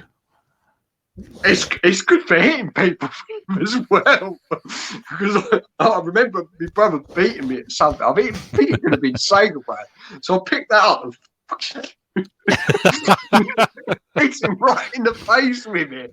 Oh, that could do some damage. That's a hefty volume. I asked that for. It was a big old book, wasn't it? It was really massively thick. It was about the size of a doorstep. I asked it for Christmas the one year, I think it was. And it's because I like history, so to read about events happening in the 20th century, you sort of like great thick chap, because it goes day by day. through. Yeah, that's it. Yeah. To go through it, and great, especially going through a lot of things like World War One, World War Two. Great sort of sections of information in that, and births and deaths of people, famous people. Oh, just a fantastic book. And I thought about it. I think I saw a copy in a charity shop about 6 months ago. I thought, blimey. I should have brought it. I would love to have yeah. book again. I've got nowhere to put it though. That's the problem. It's just just huge, isn't it? Oh yeah, I love things like that. So yeah, he's probably quite lucky to be alive if you threw it at him. To be honest. Yeah, I'm not hitting with it. Yeah, I was a bit of a sore loser back in them days. Oh, well, no one likes losing to your mates or your siblings when you're playing games. To that, the arguments that we had, and people used to go home and storm off, and I was guilty of that as well myself. It's you're not immune to it. It's part of growing up, and it is. Yeah, but people call it. I still, game rage. I think with game rage or rage quitting or all that stuff that goes on nowadays. I still get wound up playing games. I think if you don't get wound up playing them, then there's no point in playing them. Yeah, it's part of the fun of it. There's no point in playing them. I've sat there, playing Fall Guys or something, and absolutely losing it, and Mrs. Bear sit there saying, game rage. It's not game rage. Controller that window. yeah. It's not me. It's this. This button doesn't work properly. I'm pressing it. I'm pressing it. And all the things 30 years ago. I'm pressing it. Why isn't it blocking? You go back to doing that, or dear me. But yeah, those are the fun memories you have. You can't bring. You can do your best to recreate them. You'll always have them. It's always good fun, and I can see why you did that. Is Sega to hit your brother? Yeah, big book. Don't throw any books at him. I don't think YouTube would enjoy that. Well, mind you, mate. I mean, who reads books nowadays? I mean, we've got the internet. We don't really, need things like that. I like reading a good book though. Yeah, I do. Just having that, especially when it's been in the attic for a while. And you get that sort of old, I don't know what. Sort of musky smell, isn't it? Yeah, but musty. Yeah, that's a quick musty smell. Yeah, really nice. The smell of the second-hand bookshop. Yeah, that's it. Yeah, exactly. Yeah. That sort of thing. Again, a lot of younger people have no idea what we're talking about. Well, yeah, that's their loss, isn't it? Really. Sega Rally, is it the best racing game you played? It's up there. It's up there. Sega Rally. Also love Forza. Forza. Okay, yeah. Which we're talking Xbox original, or are we talking 360 or 360 was one I played. First one I played, I think it was number 3. Yeah. Was that the first one they released for the 360, number 3? I think that there was 3. There was Forza 2, 3, and 4 on the 360. I think. The original one came out the original Xbox, which some people tend not to remember. Oh yeah, it definitely wouldn't be the original. Like 2 or 3 it was, which was I thought was an amazing game. But I don't know, this the only race that I always come back and play. Sega Rally. It's just it's an excellent choice. I wholeheartedly agree with that one. It's one of my favourite games, certainly. It's another one of them games that gives you goosebumps as soon as you put that disc in. It's that music and the start up and Sega Rally Championship. Yeah, it's just gives you it. Oh, I don't know, just the nostalgia. The big kid comes out in me. We've talked about it before on here with the previous guests, and when you walk into an arcade, you can hear certain sounds. You can hear music from various machines. You don't need to look as to what they've got. You can hear what they've got. So you hear like Daytona, or you hear Sega Rally, and you go, "Oh, I got Sega Rally in here." You don't look at it. You go, "Oh, I've got Sega Rally in here somewhere." So you walk around trying to find it because you can hear the music. Yeah. It's exactly the same, isn't it? It's just that reaction as soon as you hear it or see it. It's just something sort of goes in your belly. It's just I want to go and play it. I like how you describe that. That's really good, actually. That's really good, that feeling you get. Okay, right, so let's come away from your gaming list at the moment. Let's go back to your gaming history. where we left you with the Saturn. So your next system after that one? Again, being a Sega man, I wasn't going to let the massive diabolical situation with the Saturn deter me from being a Sega fanboy. So the next system I went for was its big sister, the Sega Dreamcast. The Dreamcast. Unfortunately, Sega's final farewell console. It's but at least they went out with a bang. They did everything what was wrong with the Saturn and made it right. It was just by that point the horse had bolted, hadn't it? And the trust that people would have had in it had gone. I agree. I think it's a vast improvement on the Saturn. Again, one of the systems I wanted to pick up when I started collecting retro consoles years and years ago. And I've got about 4 actually. I've managed to accumulate 4 over the years, but I've got 4 knocking around, or at least 3 anyway. Fair play. Apart from the fact, and apart from the fact it's the noisiest thing ever, it is a very very good console. It's smart looking as well. It's a very sexy console, if I can say that. You can say that. I'm going to say it's a sexy console. How sexy you find it? We don't really want to get too far into that. No, I won't go too far. It's just, that's a good looking console. That is. but it's like we said with the Mega Drive. Mega Drive looked completely different to anything that come before it. If you look at the Dreamcast, it's the colour first of all, it's white. And whether that with hindsight, given what happens to white consoles over the years, they tend to go a nice shade of yellow. Is debatable or not as whether it was a good choice for the plastic, but it's a damn fine looking piece of kit, no doubt about it. It really is. It's sort of silky smooth as well, isn't it? It's just it's all curved. It's a beautiful looking system. It's a very much look at me console. It is. Look at my angles and curves, and ooh, that looks quite good, doesn't it? And it's a high-tech bit of equipment back in its day. It was a shame that it just didn't. That it came out when it did after what had happened, and those people who love this machine absolutely love it. And again, I can completely understand why. But it should have been, should the Saturn, if the Saturn never happened, the Dreamcast happened instead. Sega had not bought the Dreamcast out, they'd skip that period and then try to come back in with an all singing dancing machine. Would it make any difference? I don't know, but there's some cracking games for it as well. That's the thing. The library is just superb, and all games are just very different. Sega was at its most creative era as well. And I remember they broke down a lot of their big departments into small little mini departments. And each one of them were producing a couple games each. So, the games they produced were just unreal, I think Gernaldino was on, and he said it was probably the machine where you got practically arcade perfect conversions. And he talks about Crazy Taxi being the prime one. The Dreamcast, the way it was set up, with anything you could play in the arcade could be pretty much replicated on that system. And of course, Sega being pioneers of arcade games, all their big arcade games would go onto this. So House of the Dead was on that. I can't remember. I wrote them all down. The Virtual Strike game, they were in there as well. It was practically, a mini arcade as such.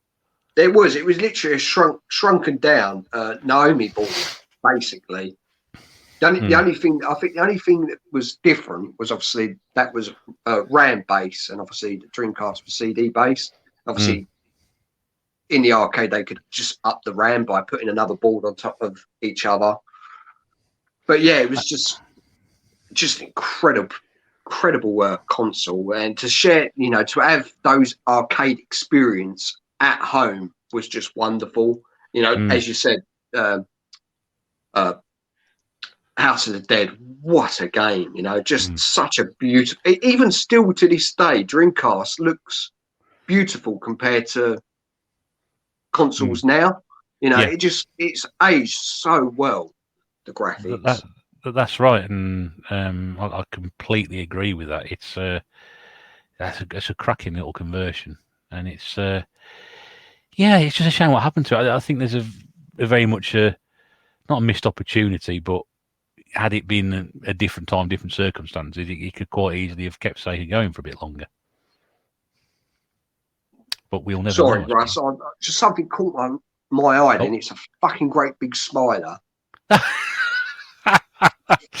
Fucking things. Oh dear, you're not a spider fan. No, I'm not. How horrible, Okay. hateful little things they are. You're gonna have to get your missus I'm in to just get it out. wondering where it's sort of gone. I think it's gone under curtain. Oh dear. Well, if you get you know when something just catches you in the eyes. And that's right. If it appears over your shoulder, I'll let you know. Yeah, please do. Yeah, I will. The house will be burnt down. I was going to say it's a bit extreme, but what any apart from we're going to talk about one game in the future anyway. But what other games do you have on the Dreamcast that sort of stick out? But you know, I love the Virtual Fighter series. You know, 3 doesn't get talked a lot about, but it's a bloody great game. And they introduced the dodge button, which was really handy in the game when you're trying to dodge some of the kicks, and especially if you've got a fast fighter like Jackie, who's like kicks as like fast as lightning. So that was a really good little button to add to it. But I think it sort of got a bit of a bad rap due to Soul Calibur looking absolutely beautiful and stunning. And, you know, compare Virtual Fighter to that, it's such an ugly game. It doesn't get the love. It's a great fighting game. So yeah, I had Virtual Fighter 3 TB, which stands for Team Battle. Daytona 2001, which was pretty much arcade. It was like having the arcade game at home. It was stunning, an absolutely stunning version. Just they tweaked the controls a little bit. Just didn't control like the Saturn Daytona or the arcade, but it made it a slightly different game. But yeah, really brilliant game. Metropolis Street Race is what a game, you know. That still looks really impressive. Around the streets of London, I felt like I was home. I still think that's a really impressive game now. It graphically. Really is. Yeah, it really is. I mean, it is a beautiful game. I mean, it took quite a few years to release that game. It was a big project, and I mean, you can tell from how it looks, and it controls beautifully as well. I think it was one of them first games that had that system of when you do a nice drift, they would reward you with it. Okay, yeah. I didn't know that was the first time I was doing that one, but yeah, you could be right. Yeah, one of the first it could be. I don't know if it was the first or not, but definitely one of the first games I can remember where it rewards you doing fancy drifts and slides and everything. So yeah, that was a cracking game. Crazy Taxi, you know, if you don't have Crazy Taxi in your collection, you know, you can't call yourself a collector. No, brilliant game. Toy Commander, I love. I've heard about that one, never actually played it.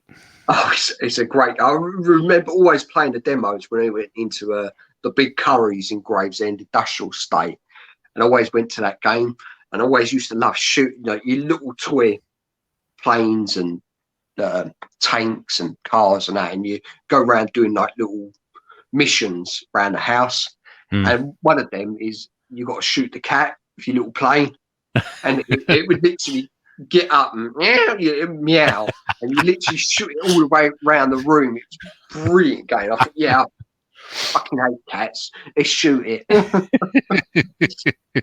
But now I love cats. Now I've got two cats at home. But yeah, brilliant game. Did you ever go online with your Dreamcast? I did try to, but me dad said it was too expensive. Oh, the joys of how much that used to cost back then. I don't know, because it was charged. I think it was like charged by the minute with Saturn, wasn't it, or something? I can't remember how they did it. Well, the internet was expensive, full stop back then. I mean, It was, yeah. you had to go on because I don't know if they still exist. We used to have peak and off peak times on phones where if it was after 6 o'clock, it was cheaper. So That's it. I remember that. Yeah. Yeah, you wouldn't dare go on the internet during the day. You go on after 6 o'clock because it costs less to do that.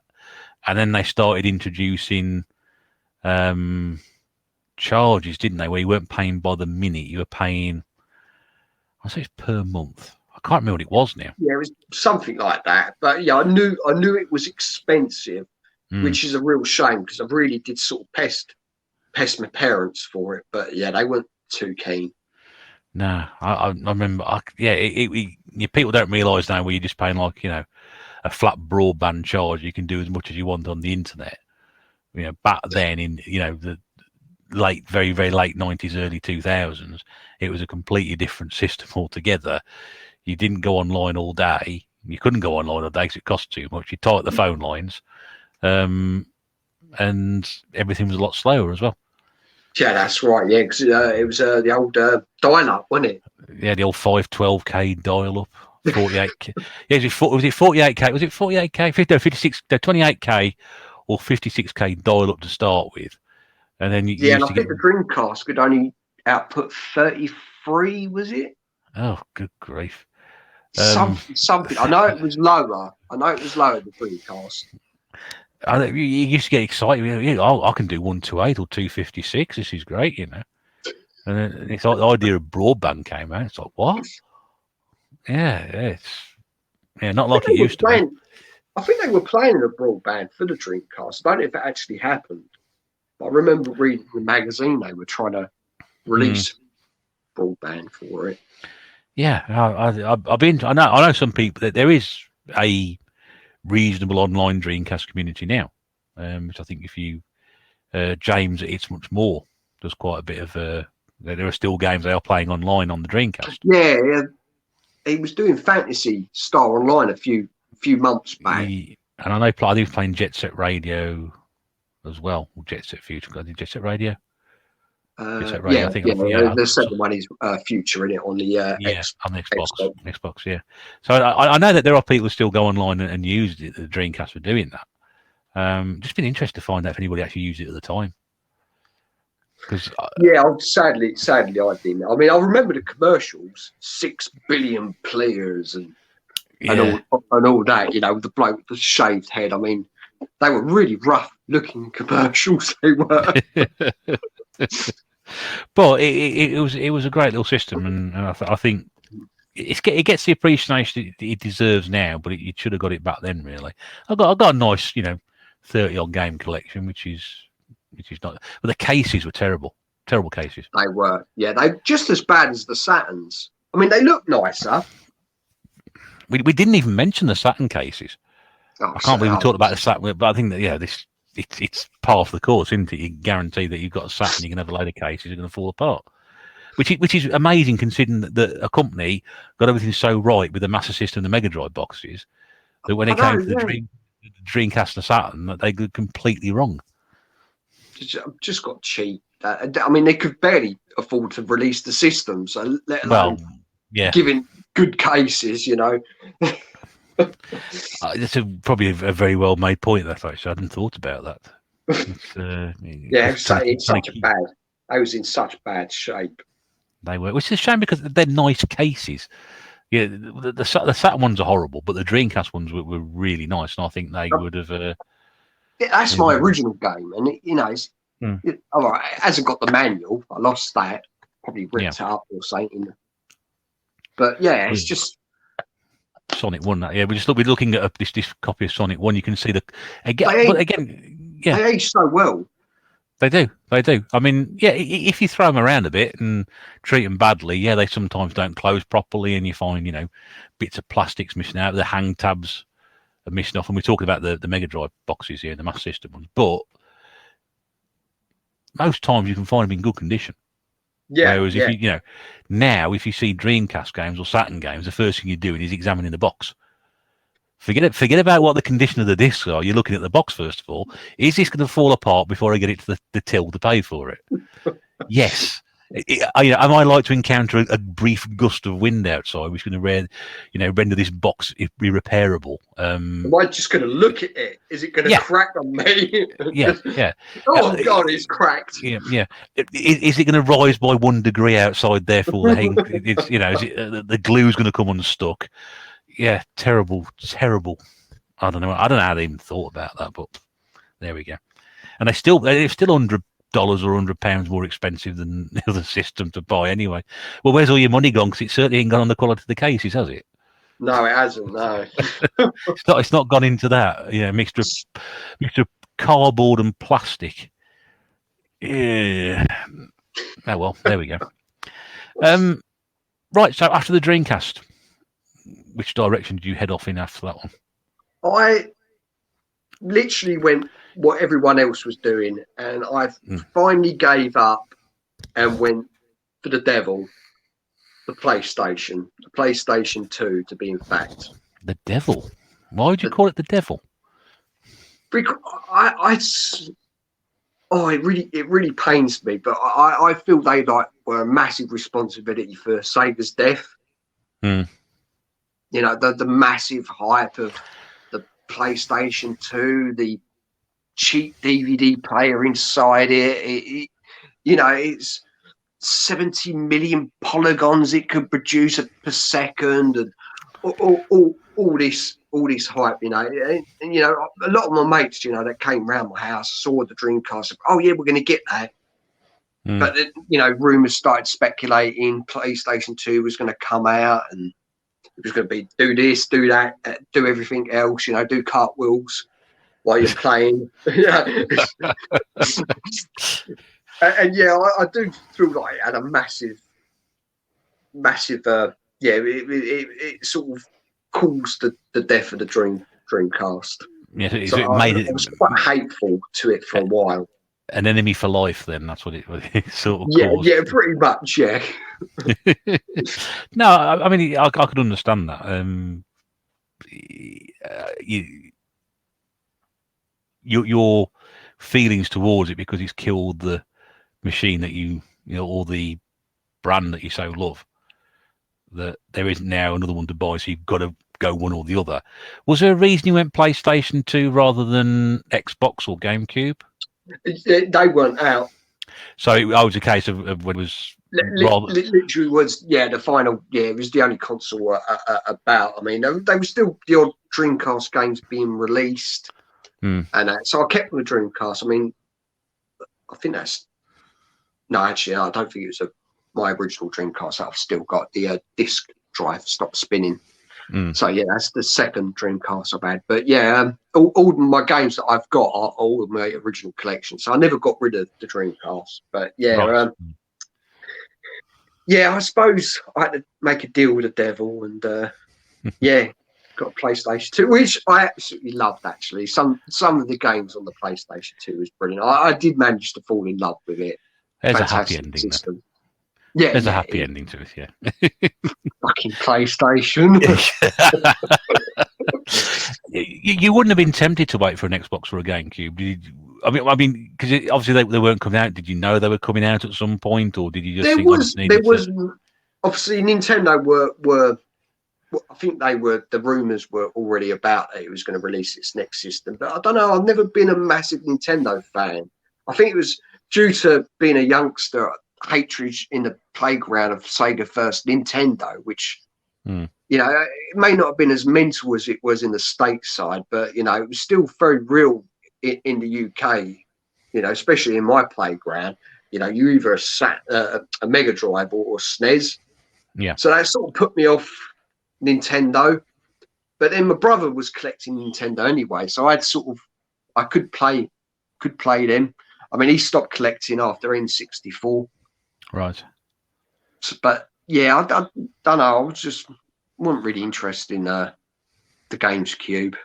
No, that's fair enough. I mean, it's just to find out why people went with a certain system. So with the PlayStation 2, obviously it did win you over. What sort of games did that? Was there a game in particular you thought, there was one game that I played around my mate's house, and I just fell in love. It was just so different to all the other games. It was so different from its original prequel, from its original game as well. Now it was large 3D environments. You can literally go anywhere you wanted, and yeah, it was a Grand Theft Auto 3. Right. Okay. Yeah. Absolutely amazing game. The freedom that you could do in that game was just, well, it's just unbelievable. It really did. You know, I was thinking, is there a game like it on the Dreamcast? And I don't think there really was. I can't really remember. I don't think there is anything like that. No, it was just unbelievable. You know, still cars. You can drive them from one place to another. You know, it could literally take you sort of 20 minutes to get to the other side of the island. You know, it just seemed that it was just unreal. Yeah, no, I had to get a PlayStation just for that game. Did you play any of the original ones on the PlayStation, or was that the first? Yeah, I did. Yeah, I had a demo originally before, but I've got the original after I had the PlayStation 2. Right. But I loved that demo on the PlayStation 1, which was the original Grand Theft Auto. That was a brilliant game. I remember I bought that when it came out because I'd heard all about it. So I always meant the most violent game ever, and I thought, okay, well, I'll go and buy it and give it a go. And I couldn't quite get on with it, but there was some satisfaction just running people over. I don't know if it was the most violent game out. I mean, surely Resident Evil was more violent than that. Well, I suppose when they little blood splat in it.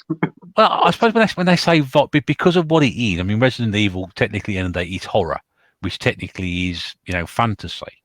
Whereas with Grand Theft Auto, you're not only stealing cars, but you're actually technically running over people in the street in the car. Yeah, true. Yeah, and I think that's why I can see why people made that analogy to it. Although I can take your point of view and say, well, okay, it may not be the most, it may not be more violent than Resident Evil, but I think they're two different genres, aren't they?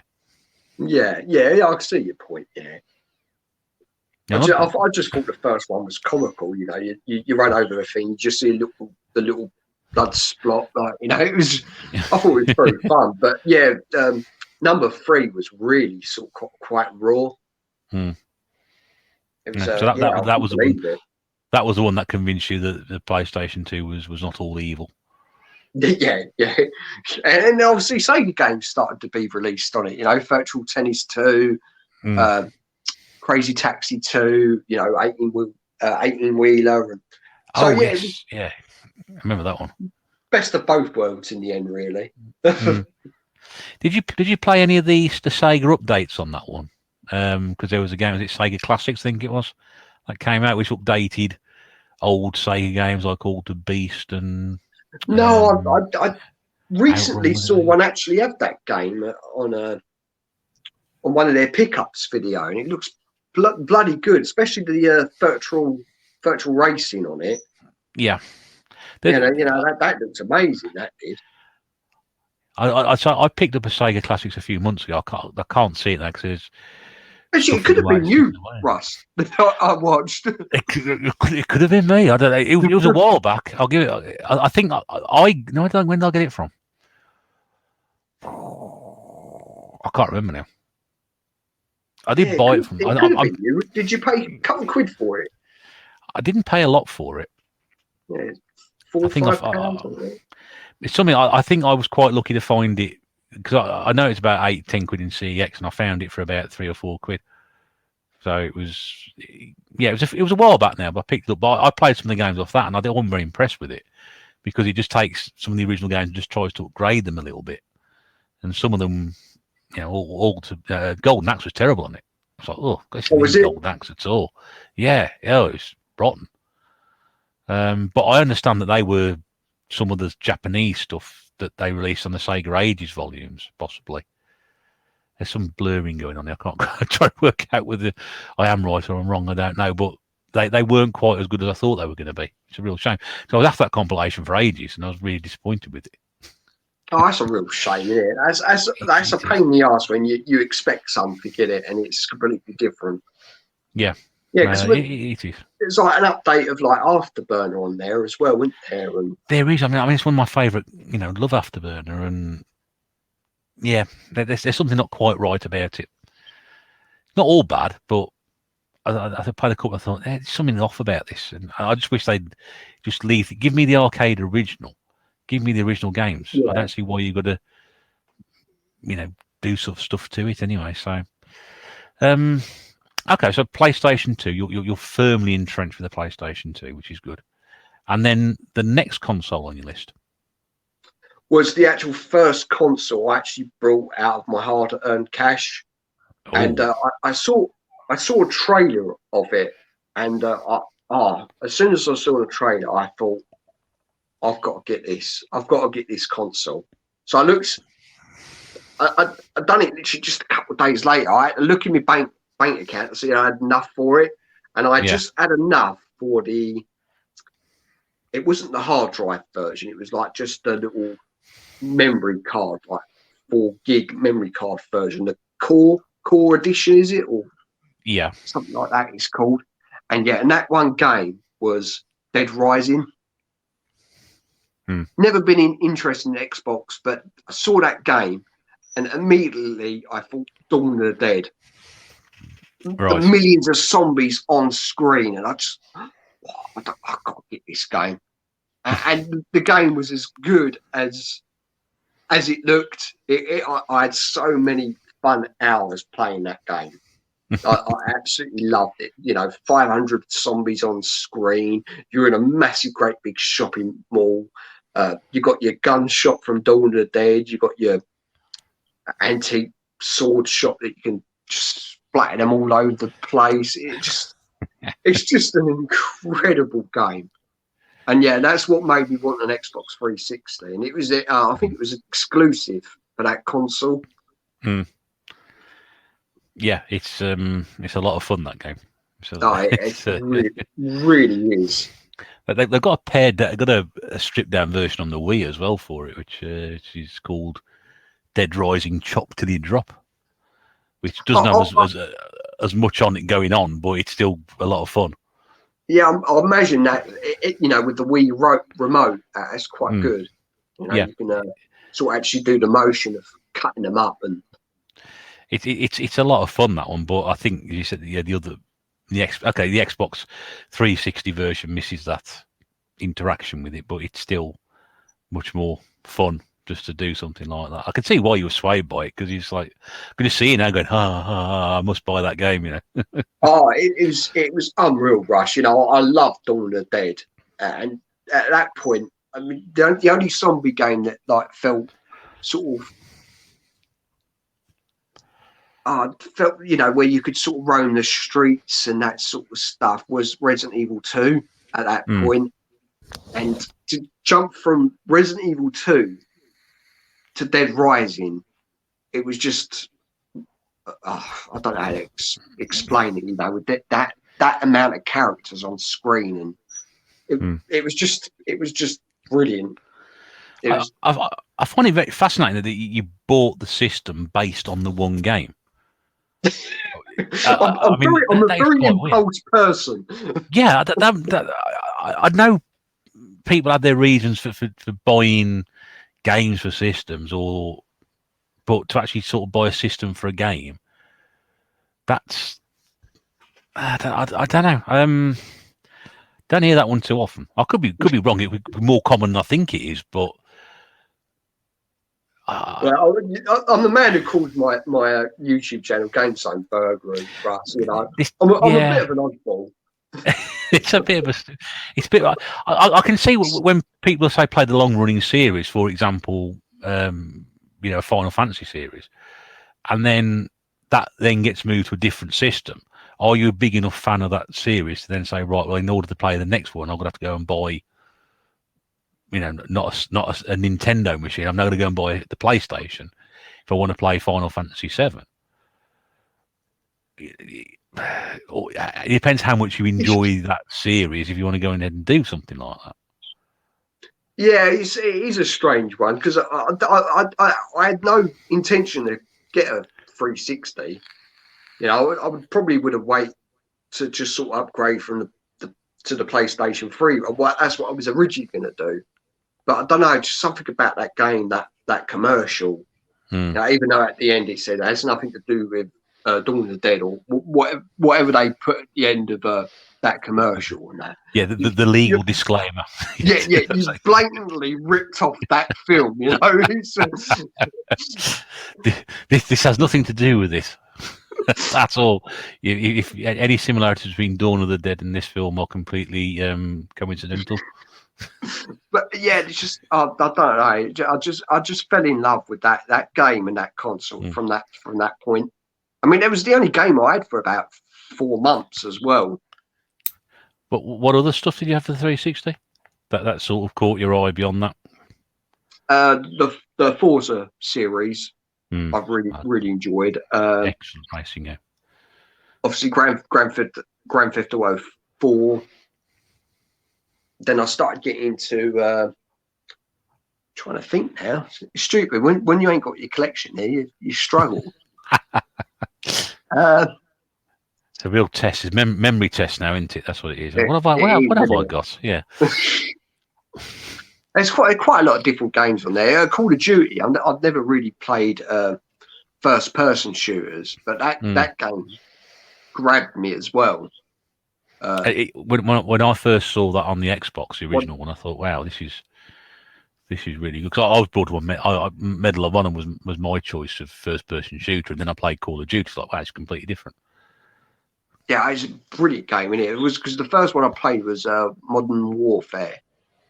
Yeah, and yeah, I just blew my mind how realistic and how well the aimed was, because you know, playing Doom and all them sort of older types, it was like the camera was always waving around. You couldn't keep it still, but it was like quite solid and easy to follow. You know, it was quality game. But yeah, what was that one you mentioned? Medal of Honor. Medal of Honor, yeah. That's a good game. I remember one from is it like a parachute? You start off with your parachuting down. Yes, there was. Now, which one was that one? Yeah, I know. Sorry, Airborne. Airborne. Yeah, it might be Airborne. One of them. Yeah, I think you're right. Isn't Airborne? Really, really good. Really enjoyed that, because like you're back in like World War II type, innit? Yeah. Well, done to that. That actually sort of when they did the D-Day landings overnight before the actual beach landings happened, they sent the parachutists in first. And there's a famous story. Yeah, the famous story of a guy, an American guy, who got his parachute caught on a church right by where the bells were, and he went deaf because the bells were ringing, and he was stuck up there. He couldn't get down, and he lost his hearing. And I think it's eardrums.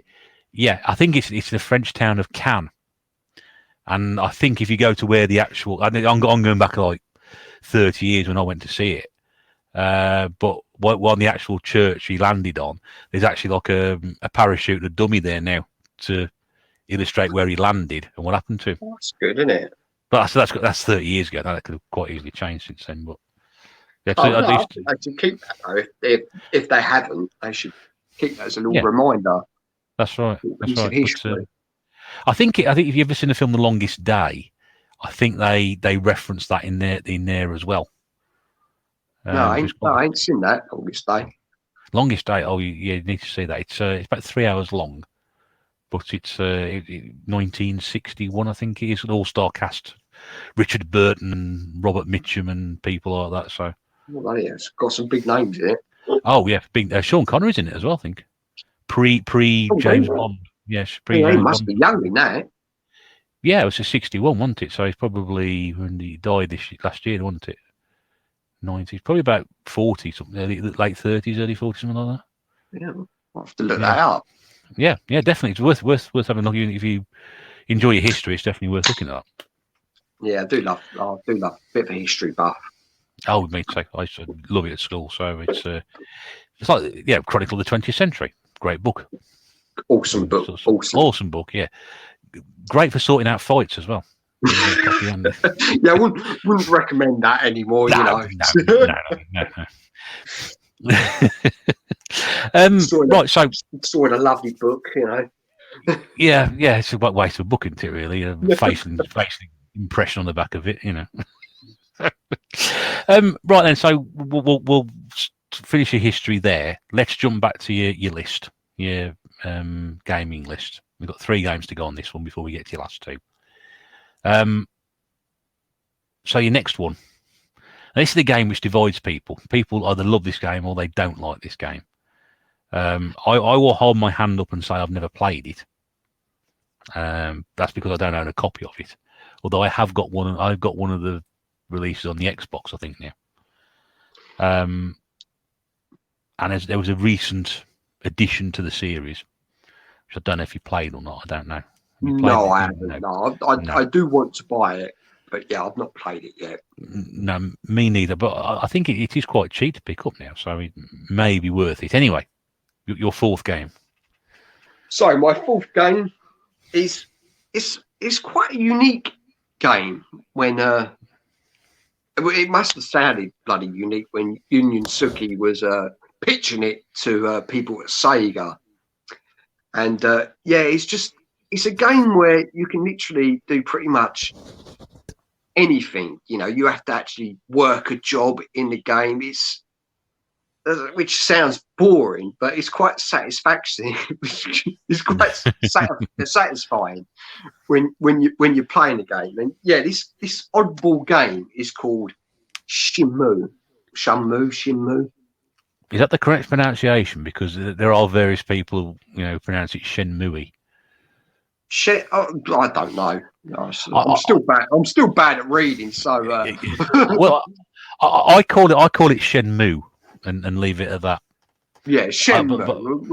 Wherever it is Shenmue. You'll go that one, yeah. A more wiser person than me, Bear. So, really? We're leaving that. If I'm a more wiser person than you, mate, then we are in trouble. So it's a bit of a weird game.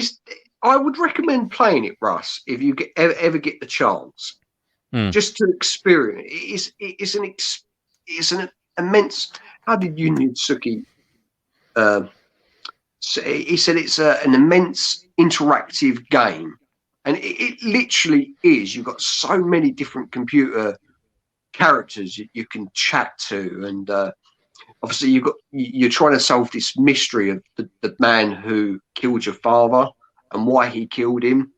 So it's a bit of a murder mystery as well, and the action scenes are based on Virtual Fighter as well, because obviously it's the similar fighting engine as Virtual Fighter. So the action's really good. It takes a while to get into the fighting, because you're asking questions about bloody sailors. That sort of game, is it? All right, yeah. Yeah, it's quite a recurring theme. Have you seen any sailors? Just don't worry about the sailors, mate. Look for the bloke who killed your dad, Yeah, but, it's going in a completely different direction, that game. Yeah. I'm not sure keen on the interactive aspects of that one now, to be honest with you, either. What do I have to do to find a sailor? Worth checking out, though, mate. Yeah. It's, as you said, it's not everybody's cup of tea, but it's quite a nice story, actually, how I actually ended up with this game. I've got my mate, Ben Phillips, to thank you for that. I brought this copy in Curry's, and I got it fairly cheap. It's like half price, so I got it for like 25 quid. And I went home, rushed home on the old 498 bus, which took about 30 minutes, which was a long way. All I had was these 4 little pictures in the background to look at. Oh, look! You got a woman in the game. You got a bloke in the game. Oh, it looks fucking brilliant. Well, it must have been a long journey. It was, mate. Just look at them 4 pictures. But yeah, once I finally got home, I put them nice shiny discs into the console, and it said, "Does not recognise." Oh no! I thought, oh, what the fuck? Yeah, it's only the American version, isn't it? Oh no! So I had to get back on the bus, take the game back to Curry's to get my money back, and I was so disappointed. He said, the bloke, like the bloke behind the jump, he said, "I really do not know how this game got into the store, because I mean, I unwrapped it all, so it was obviously a brand new game. But That's weird. I've never heard of that before. Buying a wrong region game in a brand new. Yeah, weird, isn't it? It was. Yeah. Okay, I was so fucking livid. Bloody curries. I really was. So yeah, I got my money back on the bus, and I was at school, and I was telling my mate this, and he said, "Oh, I'm getting rid of my Dreamcast. You can have that game, James." And he done it for 15 quid for me. Mm. So thank you, Ben Phillips, again. You know, I've told this story so many times. He's an absolutely legend. You know, probably my oldest friend of all time. Mm. And we still stay in contact to this day. That's good. You know, That's good. Absolute legend. So he bought this game 15 quid off him. As soon as I put it in, and like the start, like the introduction of that game, it was just so immense. It really was like a proper big budget movie where the cameras would zoom round like the scenery and then onto the character. It was just so professionally done. I mean, no wonder why it cost like 70-80 million pounds to make. Yeah. And so that introduction was immense. Really sort of got you into the game, you know, watching the bloke kill your character's dad, and you know, it makes you want to revenge him. So it grabs you and takes you straight into the story right at the very start. Then it really does, yeah. Then it drags on a bit because you have to wake up every morning, look around your dull house, pick up things which get really detailed. So you pick it up and you can literally see it in all different directions, and it's so highly detailed. I mean, they didn't need to do that with the game, but I think they were just trying to show how interactive gaming it really was, yeah, and how different it was to every other game out there. And another little annoying thing was like the load screen. So unlike Grand Theft Auto, which was open world, you could go anywhere, this was like little streets. To get to the next street, you would have to load up, which was sort of took you away from that immense experience, which was a bit annoying. Yeah. But once you get past that, which you do eventually if you're really engrossed in the game, which I was, and I think I've completed about 3-4 times now, like over the 15, 20 years, however long I've had the game. I don't know, it's just something about that game that really sort of engrossed me. I think it was the environment as well, because they actually took the records from where it is set in Japan and actually implemented that into the game. So if it was raining on that day, it would actually be raining in real life on that day as well, which was again unique. You know, had a proper nighttime cycle. You know, certain places would open at different times. Each of the computer players would have their own jobs to go to. It was so much detail. Yeah, so much detail. It really is mad. The closest I ever got to owning a copy that I saw it in a charity shop about 10 years ago, and it was I got a pretty good handle of what things were worth and what was a rare game and what was worth picking up. I walked past this window, I did a double take. I was like, God, it's there. And then when I looked how much it was, I think they were asking 50 quid for it. 50 quid, that's a bit much, isn't it? And I was like, it's this charity shop. That was 10 years ago at least, I would say, because the charity shop's no longer there. It was a fairly good charity shop for getting good stuff out of, but they obviously knew what the value of that was. And I thought 50 quid.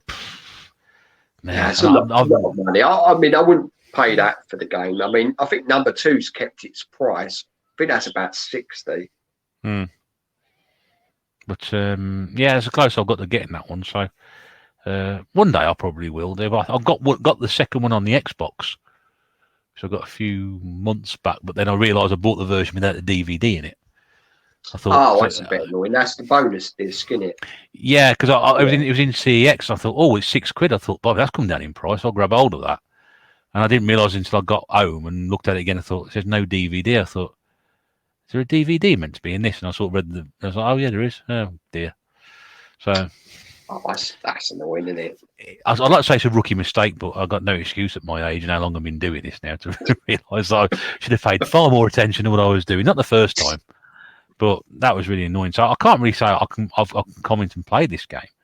I think in number 2 they sort of wrote some of the wrongs of the first one, so you don't have to actually wait around for something to happen. You can actually skip that, so to get to progress the game further. Yeah.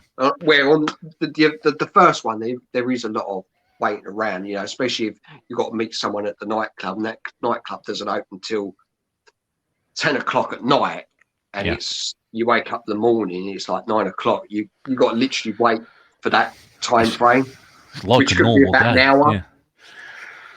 We can go find some sailors, I suppose, in the meantime. Exactly. Yeah, you can always find some sailors. But they did have like little mini arcades in the game, so you could play like the arcade version of Hang On, Outrun, Outrun, and Afterburner, and they're all the original like arcade versions, and they played really well. Yeah, I've heard that they're in the game, and that's certainly one of the selling points to go and pick those up, and you can do it. Will you be playing the recent incarnation? Was it the 4th one they brought out? The third one. I will be buying it. Yeah, I will be buying it. Yeah, because it got recommended to me a few weeks back, and I thought, oh, there's only about 5. I think it had gone down to in game, but when I went, I couldn't find any copies of it. But this is going back a few weeks now, probably going back to August. And I went and looked for it. I couldn't find it anywhere for that price. But I don't think it's much more than that. You know, maybe about a tenner. I don't think it's drastically expensive. Yeah, just have to give it a go. So, yeah, but I like the choice on that one. And I always say on this is there are games that will crop up here that I haven't got or I want to play, and from your list there, that's definitely one. That's the only one I haven't got of all your games on your list. So I will add that one to my. I'm going to go and get this. I recommend it. It's an experience game to play. You know, you probably, you know, I don't know what your type of games you like, Russ, but you know, you are gonna. It's like Marmite. This game, you're either gonna absolutely fall in love with it or absolutely hate it. I think I'm quite like you. I did this acquired taste or this strange sort of, you know, experiences that we enjoy. And I think if you've enjoyed it, then I think I will get a lot out of it. I think so. I highly recommend it, but as you said, it's not for everyone. But I think you'll like it, Rush. You know, intelligent man like yourself, yeah. Intelligent man. Dear me, you don't know me that well, dear. But Rush, you did better than me on the quiz, mate. So. Oh yeah, I know, but it wasn't good enough, was it? What was more infuriating about it? And again, people we talked about the retro gamer quiz that's been running for probably most this year now, which was won consistently for about 3 months by Sega Zombie, week in week out, beating everybody. Honestly, mate, that week you had was an absolute awful week. It really was, because I struggled on that week. Oh, them questions, mate. Yeah, I didn't hardly know any of them. Nah. And the week I went on, myself a gamer as well. Well, the week I went on, I did worse than I did when you were on, and then the week after, I did better than the guy who was on there. I can't remember who came on after me, but I did better on his quiz than I did on mine. So I don't know. It's one of those. One of those questions. It does. I mean, I knew after about 3 rounds I wasn't going to win it, because he's highly knowledgeable, isn't he, old Scott? He's great. Of course he is. Yeah, he's the retro gamer brain of Britain, the uncrowned champion.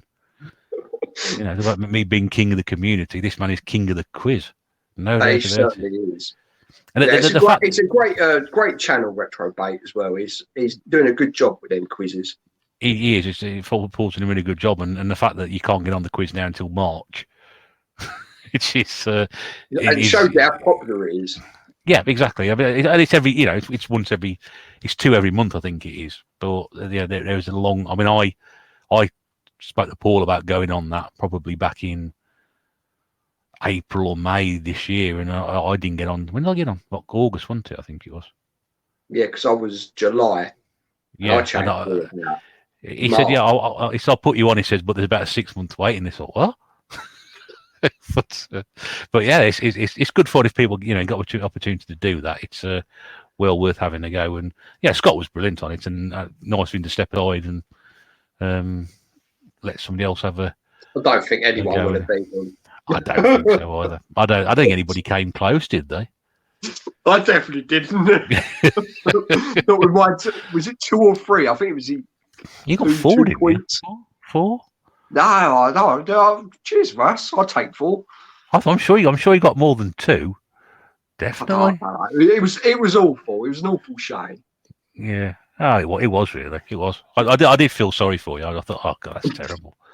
Because I was going through the quest. I thought, yeah, I mean, I can't get these right, and oh dear me. Anyway, you saying to the missus, look, and he's got a YouTube channel about games. He don't even know a thing about them. Well, because I wasn't quite sure of what it was. Because when I agreed to go, and I must admit I hadn't watched some of them, so I thought, well, I don't know what it's all about. So I thought I'd better watch a few of them, and I thought, I sort of said, well, what are the questions about? He said, well, you can put a round in about this and a round in about that. I said, it'll be all right. And then I watched the quiz back, and it's all about bloody games, isn't it? And yeah, I'm all right on knowledge. I can do that. But make me listen to game music. 9 times out of 10, I ain't got a clue. Yeah, show me some. That was a really tough round. Oh, it's a horrible round, that one. And show me some box art. Yeah, I'll have a vague idea about some of it, but a lot of it I won't have an idea about at all. My knowledge starts and finishes at certain points. Yeah, same with mine. Just pretty much Sega stuff, really. I'm trying to remember. I wrote my stuff down on here. I'm trying to remember. Got the results of my quiz or not? I can't remember. Yeah, I got 11. That's good going. That's good going. Scott got 19 and a half. Bloody hell. I think that there's a point. There's a point in the quiz if you watch it again. I'll just before we move on to the rest of your games, where I think Scott pronounced something wrong, and Paul said, "Well, I can give you half a point." And I sort of said, half a point or a full point, it makes absolutely no difference at this point in the quiz whether he's got half a point or not. I think that was just the point there. I thought, you know what? It was bad sportsmanship on my part. I was like, as if half a point is going to make a difference. Get the white towel out. Yeah, as if half a point is going to make a difference. Sorry, it's not going to make a difference. I was like 6 points behind already, and I couldn't catch up. I said, what's the point giving half a point? Anyway. Moving on to your next game then. So that was Shenmue on the Dreamcast, or Shenmue, or Shenmue, or however you want to pronounce it. The next game on your list then. Number 5. This game, the first one was brilliant. It really was. The settings scary as hell. Zombies, bloody big, massive, fucking horrible spiders. Wherever that fucking thing is. It's not. Yeah, I'm silly. Yeah. Good. I'm glad it's not. It was. First one was such a brilliant game. The settings, everything about it was haunting, scary. But the second one just upped the ante, and this time you could stroll the streets, again filled with zombies. Yeah, and that game is Resident Evil 2 for the PlayStation 1. Lovely. And absolutely love this game. And you show me the Black Label version as well, which is always good. I don't even know if there's a difference. Is there, Bill? Well, I think is this a platinum? Is Resident Evil 2 on platinum? Oh, I don't. I assume so. It was like a popular game, wasn't it? I know the first one went platinum, but I'm not sure the second one did. I brought this on launch when it came first. This is my original copy. Oh, fantastic! Okay. So yeah, I bought that as soon as it literally came out. Actually, I didn't buy it because I wasn't old enough. I took my sister to Gravesend Town Centre to buy it for me. So what was it? What was the attraction to that game then? Well, I love. Obviously, I'm a massive zombie fan, and I had the first game, Resident Evil, and I absolutely loved that game.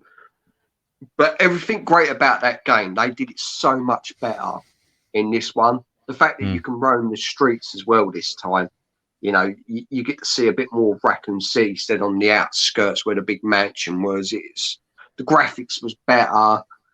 Voice acting was still shit, but that's what makes this game so good.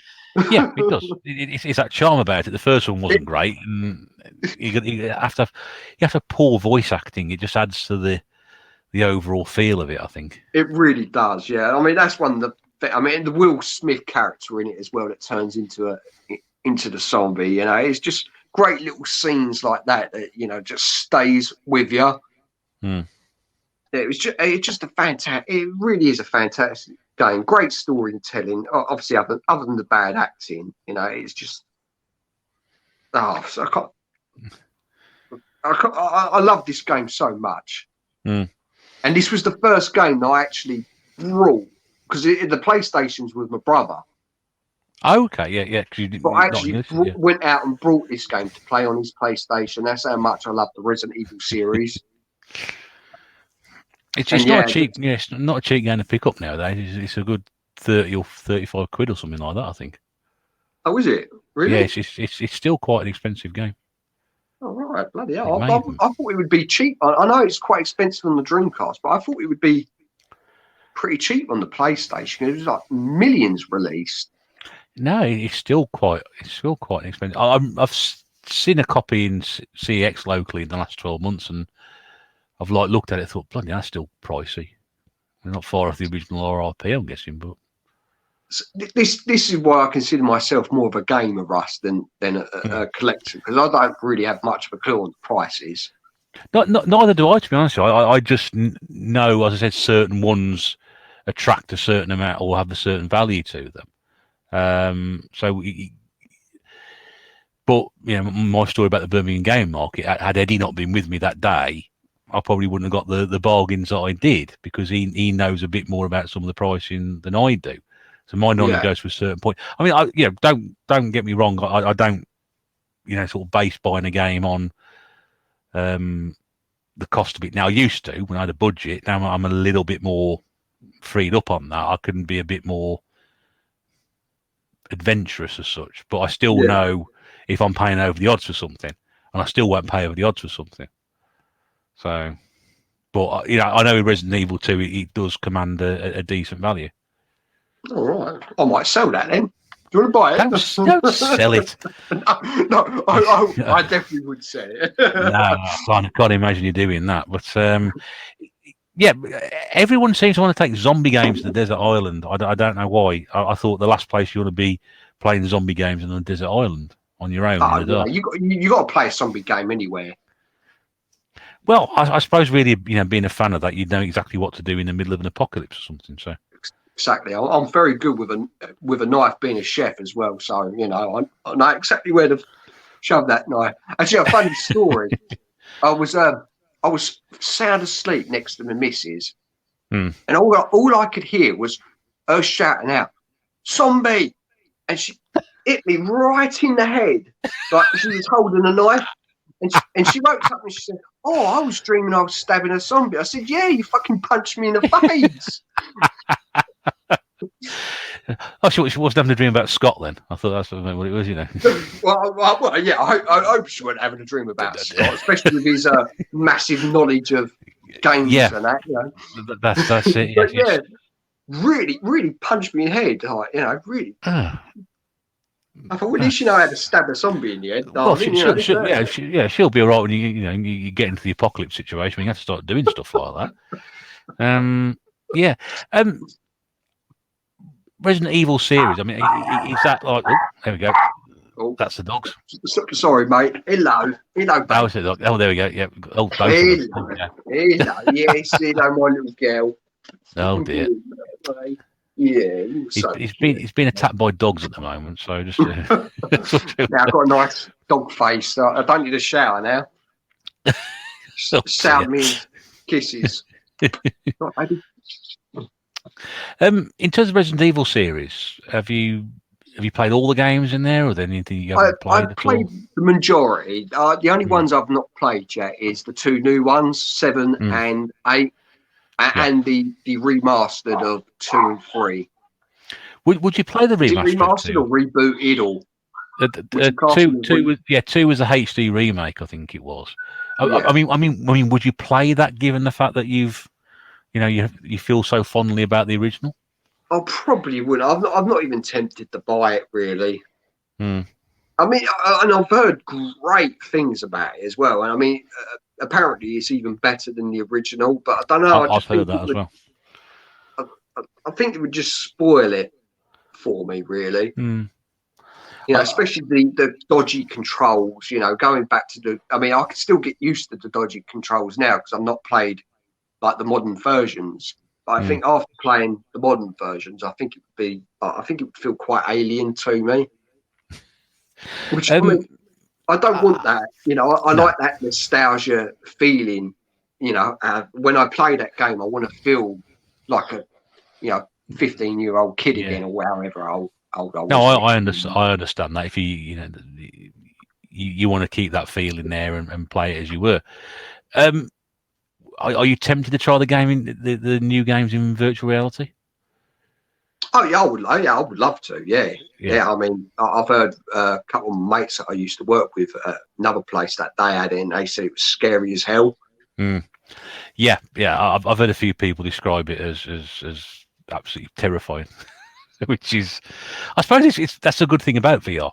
If that's what you said, you're meant to be more or less in it as such. Yeah, you're supposed to be that person, aren't you? Yeah, I just think if I played it, I wouldn't sleep for a week. I know they would have to change my underwear. Darling, my underwear needs changing again. Yeah. I'd just be there, sort of like smothering myself in garlic and going to bed at night. That's with the lights on and a cross around my neck. I think that's what it would be. Oh, you'll be well safe then. I would hope so. I certainly wouldn't sleep. That's for sure. Well, just play Sonic. Work to treat with me in the loft. Well, actually, that's a good point. Yes, yeah, that's probably worth a go, isn't it? Yeah, I can't see me trying that anytime soon. I must be honest with you, because they were. But yeah, those people who play the virtuality version just think it's brilliant. It's so scary, and I think if that's your bag, as it were, then it's something that you need to do at some point. It's a good feeling scared when you're playing a game. Just having the whole room dark, and it's. I like it. I like feeling scared when I'm playing a game. Oh, okay.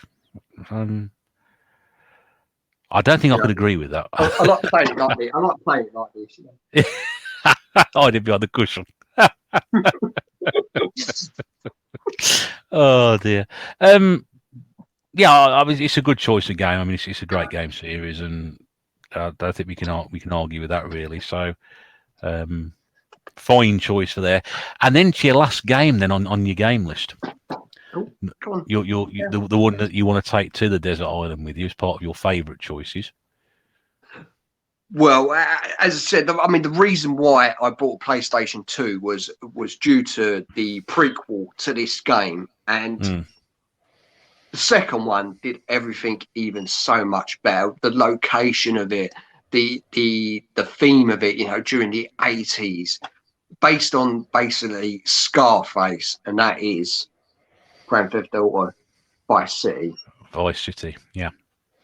Absolutely love this game. As soon as you start the introduction and you're greeted with the music, that sort of Miami vibe, the sun's shining on the beautiful beaches. It's just it sets the scene beautifully, and it really draws you into the game. And the fact that the game is just fantastic anyway. It's a bigger city than the first game. It's just better vehicles. You've got bikes now that you can drive. It's just unbelievable game. It really is. It's a great game series. I think you can get so much out of them, and there's so many different variations. San Andreas, and there's number 4, and there's number 5, and there's the spin-offs, and there's a Ballad of Daytona, I think it is, isn't it? Oh, that's it. Yeah. And then there's the PSP variations as well. And was that Chinatown? Was it? Chinatown, something like that one. Yeah. So I mean, it just spawned. I mean, the morals and etc. behind it, okay, are questionable, but they are just fantastic games, and you can just spend so many hours losing yourself in them and Exactly. I exploring. mean, you don't have to do the missions; just explore. This amazing world that the producers and creators and created for you to explore. That's just what makes these open world games so brilliant. It's just the fact that you can just lose yourself without playing the game. That makes sense. Yeah, and the soundtrack and the look and the feel of the game as well. Yeah, it just took you back to the 80s, the outfits the characters wears, like the great 80s music, it's just it was just spot on, the voices as well, like Ray Latte, he was brilliant as old Vincent. Is it Latte? Liotta, Ray, the guy was in Goodfellas. Yeah, that's it. Yeah, Ray Liotta. That's it. Yeah. Yeah. Oh yes, I know the guy you're about to talk. Yes. He's the character in that. I think he's a character in the newest game as well, number 5. Oh, okay. I think he does quite a bit in that as well. But I mean, it's a great game series, and it's just absolutely fantastic. Just absolutely fantastic to play and experience, and oh man, yeah, you could.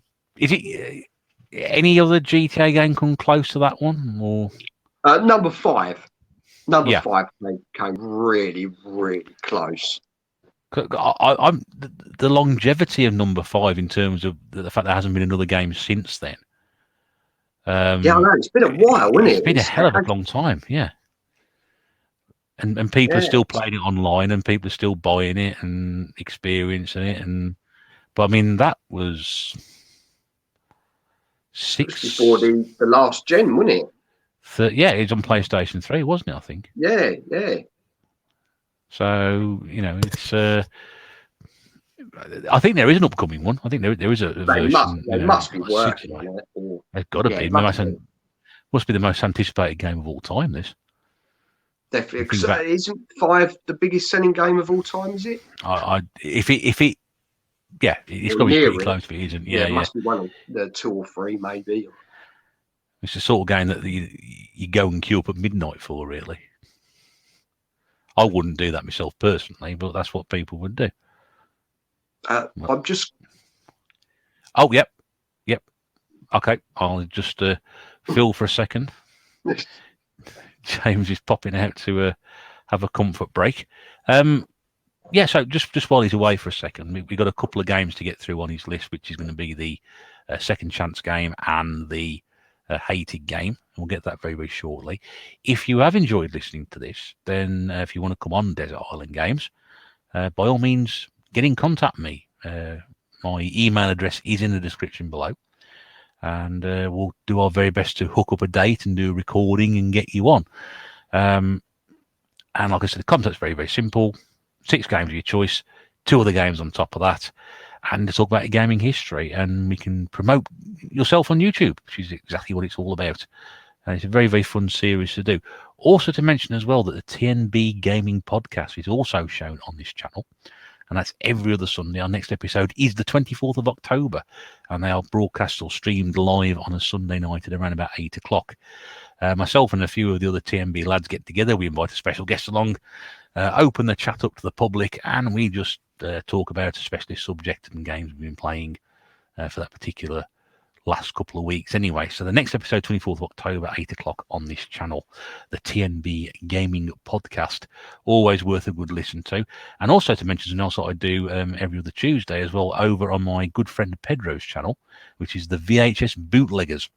If you've not come across that one before, Pedro and Big Mike and Mr. T do film-related things, live streams, reviews, pickups, etc. If you do enjoy your films, that's definitely worth one to have a look for. So lots of live streams on that, discussing all sorts of genres, horror, action adventure, action films of the 80s. And we also do every other Tuesday a stream for anybody involved who anybody enjoys wrestling. We do a live stream, 5 of us, myself, Pedro, Retro Chef, Time Warp James and Gunardino Plays. We discuss a wrestling event from years gone by on a live stream on a Tuesday. Next one we're doing is going to be on the 19th of October, so that'll go out before this episode gets broadcast. So we'll be doing another one just after Halloween, I think it is, over on the Bootleggers channel. Very well worth listening to. We will do those at 8 o'clock on a Tuesday. So do catch those if you can. James has now returned. Take it fully refreshed. No, that's all right. I've just about managed to fill the time, so that's all right. Legend, mate. I know. I can talk for England. That's what it is. Whether anybody listened to all that, I don't know. So yeah, there we go. We're getting near the end of it anyway, so we ain't got too much further to go. Yeah. So recapping the 6 games on your list, then we talked about Sonic 1, Street Fighter 2, Sega Rally, Shenmue, or however you want to pronounce it, Resident Evil 2, and Grand Theft Auto Vice City. Those are the 6 games that you're taking to your desert island. Good picks, I think. I think you got a wide variety. You got platform, you got hot survival horror, you got a racing game, you got a fighting game, you've got and 2 sort of open world games to explore in terms of Shenmue, and it's a real mix. So I think that's a really, really good choice. In terms of your gaming history, is there anything you want to add to that before we move on to your final 2 games? I'm pretty much playing like the 2 last gen consoles, which is the Xbox One and the PS4. So they're only 2 small, tiny collections of just sort of some of the games I really enjoy, like Fallout 4. Again, these large open world games that I just like losing myself in, really. Yeah. Don't really play sort of platform games anymore, except for on the original systems. And obviously my little Super Console X, so I don't play on my original systems too much. I've got that to play in the Mega Drive, SNES and all that sort of stuff. So yeah, that's quite a hot topic at the moment. What these systems that are coming out to preserve your original hardware, so you don't need to keep turning them on all the time. You just get one of these systems. You mentioned that one there, and again, it's a fascinating video on your channel about that system in itself and what you've been doing with it. Are you a fan of this sort of preserving the original hardware and making sure that it's in doesn't get damaged too much at the risk of power supplies exploding and things like that? Yeah, it does worry because a lot of these systems do cost a lot of money now, especially like with Saturn. You could pay anywhere up to like £90 to £150 just for the console alone, and I haven't got the money to keep paying out for new systems. I'm not as Goodwind place at repairing them either. So I would have to send it off to someone to repair it, and that costs money. So if I can sort of find a way to preserve them and just use them for my YouTube channel when I'm doing like capturing, that's all real hardware when I'm catching all the game footage. So yeah, if I can just preserve them, brilliant. It saves me a bit of money. That's right. Yeah, it's definitely interest in that, and more systems coming out on the market for it to be able to, not use the original hardware as much as you can. I think a lot of us try and do that. I mean, it's nice to play it on the original system if you can do. But it is. Yeah. I mean, I was lucky that I bought multiples of systems when they were cheap enough to do so. So I know that if one of my systems break down, I've got at least one more original that I could use the backup. So if that one breaks down, I've got another one I could switch in and get the other one repaired or whatever. But I was lucky I did all that at the time. Yeah, I should have done that, really. But then again, I don't see myself as a collector. I see myself more of a gamer. Yeah, I agree. I think it was because I just felt that, if one of these breaks, what am I going to do? I'm going to have to go and buy another one, or they're getting more and more expensive. So the age-old question of why do you need another one of those? Well, because if that one breaks, I've got another one. Didn't plan on having like 2 or 3 or something like that. I mean, like you said, your way of doing it, I think, is a much, much better way. And in the long run, it's going to be a cheaper way of doing it. You buy one system and it plays everything. I do feel like it's cheating, though. It's not the same experience. You do get a lot more lag. from these consoles. You know, it's not massive amount, but you can detect it. You know, I'm not that I'm very good at playing the original games anyway, but I'm a little bit better on them than I am these sort of emulation consoles. You know, they do bring their own little problems. You know, yeah. No, I agree. I agree. They aren't perfect, but I suppose really, you know, 95% perfect is better than having a broken Saturn. Yeah, exactly. Yeah. Right then, so we'll move on then to the final two games on your list. We'll come to your Haiti game in a second, and then before that we get to your second chance game. And we've obviously just been talking about a game in this series, but this is one you put a bit more time into, or a game that you want to experience again, or never play properly in the first place, or what have you. So this one, I've not played this game, Russ, ever. Okay. So I wanted to add it because I heard such great things about this. That this is probably the best in the series. This game. And it's got my favourite character in it as well, Leon. So yes, the series we are talking about is Resident Evil 4.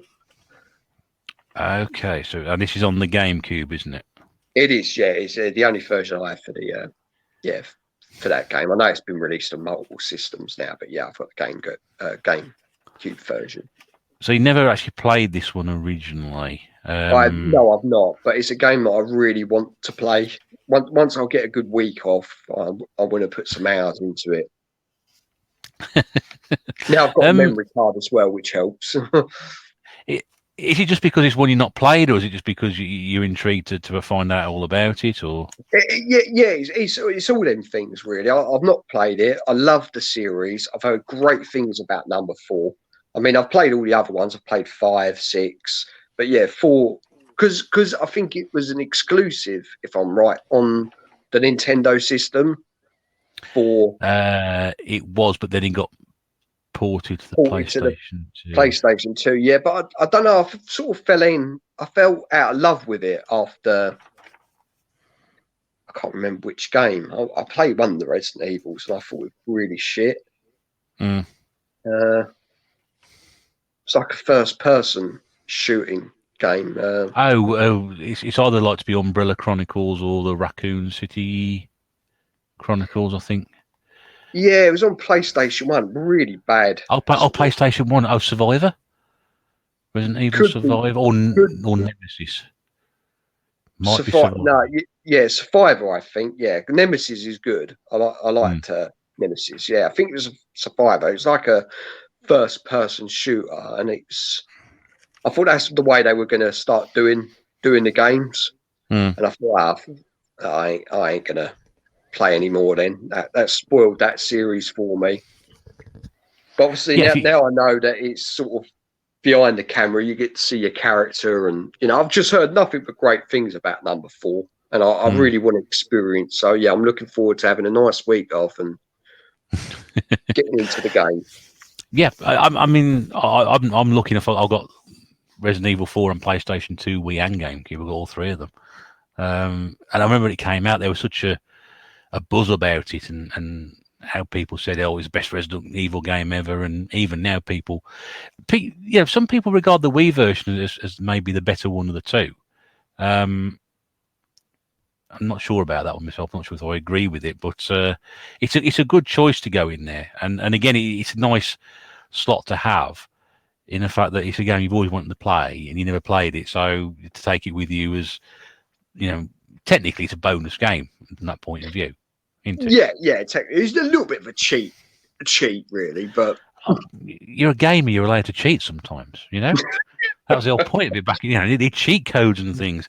I'm just been looking through my notes, and I think Cooper's World put it in this slot as well, as a sort of a second chance game, or put more time into. So I thought, I'm sure somebody's mentioned this recently, and he put that in the same slot as well. But I like your reason for doing so.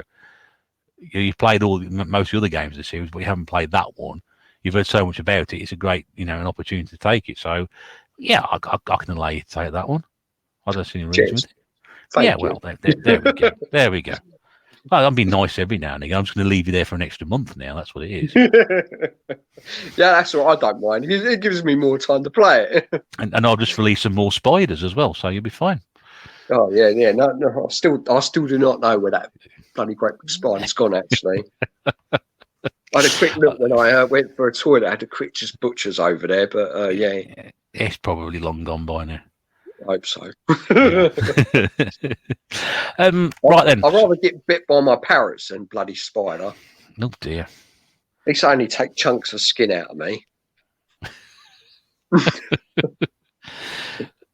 Right. The fun bit, I suppose, really. The game we finish on, which is your hated game of choice. And we had a quick chat about this before we started. Yeah, this is interesting. I'm really interested to find out why this one crops up. Honestly, it's not a game in. I could do 100 episodes of this program, and I don't think it would ever come up at all in any list. Full stop. We might never even talk about it. This is why you want the Gamezone Birdroom on here, because I'm unique. That's it. Well, I'll tell you something. This is episode 20, right? So I mean, I'm a fifth of the way to 100. And I'd never have thought this game had come up before. So we hadn't done too bad. So the game that you hate, which you're gonna have to take with you regardless, anyway. I really fucking hate this game. I really do. It's such a shame because I love these type of games, and I've got so many great memories of playing like the original in the arcade, and like then you got the one on the PlayStation, which is probably the best version ever. And yeah, I'm talking about. I played it. I played it against Chicken Man, which I've done absolutely dismal on it. I was terrible.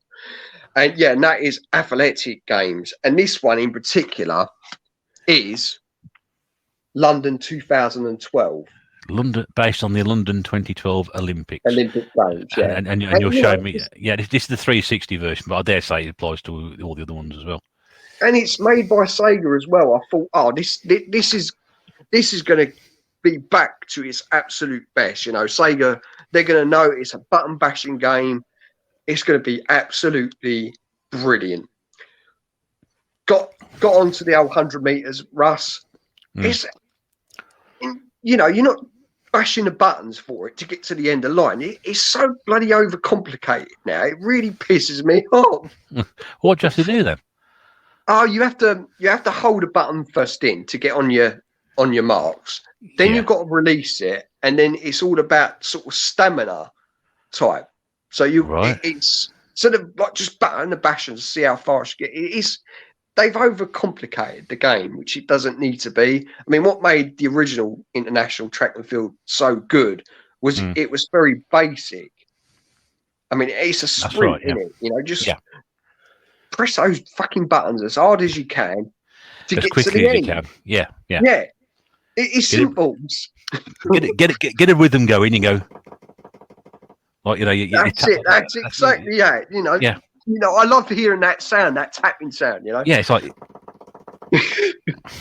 But they just really overcomplicate. It's a shame with the amount of events as well. I mean, there's like over 25 different events on this game, which is great. But they just overcomplicated it, and that's why I really hate it. Yeah, I mean, games like that should be basic and straightforward. I mean, go back to the microcomputers game, you talk about the Spectrum days. You either hammer the keys or you're waggling the joystick. That's a workout in itself. So if you're not now in the days of analog control pads, I can't imagine you're going to be able to do anything with that. So it's almost worth checking this game out to see just how. That's what you got to use the analog sticks on the 360. You got to like wiggle them, and then obviously you got to press the button at one of the trigger buttons to hold your character down, and release it when it goes. It's just overcomplicated. It's such a shame because I do love my athletic games. That sounds horrible. It really is. It really is. And if you're trying to wiggle the stick, mate, I had really bad blisters as well. Yeah. Well, I can play on the PlayStation 4 for a couple of 3 hours, And by the end of that, my thumbs are really, beginning to feel a bit sore on the surface where I've been on the control sticks. So something like that is really going to annoy the hell out of me. I'm going to have to play that game to see how bad it is now. I think it's got my copy on PlayStation 3. Yeah, give it a bash, really. Yeah. You'll see how sort of overcomplicated it. I mean, I preferred. They released it on the Wii, didn't they? Sonic and Mario at the 2012. That was really good because you're shaking it. But that's designed because of the controls, isn't it? So I played the first Sonic and Mario Olympic games, and I was happy enough with the game. I wasn't overly impressed with it, but if you're doing 100 meters, then you got the controller and the nunchuck, and you're running like that. So you're moving as if you're doing a drumming motion. Yeah, that works. Yeah, it's pretty simple, isn't it? Yeah, but this game is no, it doesn't sound. Because I picked it up because I saw a video by Mr. Bads around the time I got it, and he got the Steelbook, which was the gold Steelbook. And I thought, oh, that looks really nice. And I saw the game, so I'll pick it up. So I never actually played it, but I'm now intrigued to play it and see how bad it is. And as we said right before the very start, it's such a shame because London 2012 was such an exciting time. Really was, wasn't it? It was just amazing. Well, I mean, we put on a really good Olympics. Oh, we did. I had 2 weeks off work. Lovely. But it was. I was at work the first week, I think it was. And then the second week I was off, so I literally had an entire week watching it. But I remember waking up on the first morning because the night it started, the opening ceremony, we went. It was my mate's birthday, so we went to the pub, and we weren't really bothered about it. And Mrs. Bear wasn't really bothered about it either. And I sort of came home after it finished. She goes, "Oh, the opening ceremony was really good." She said, "You've enjoyed that." I said, "Oh, okay."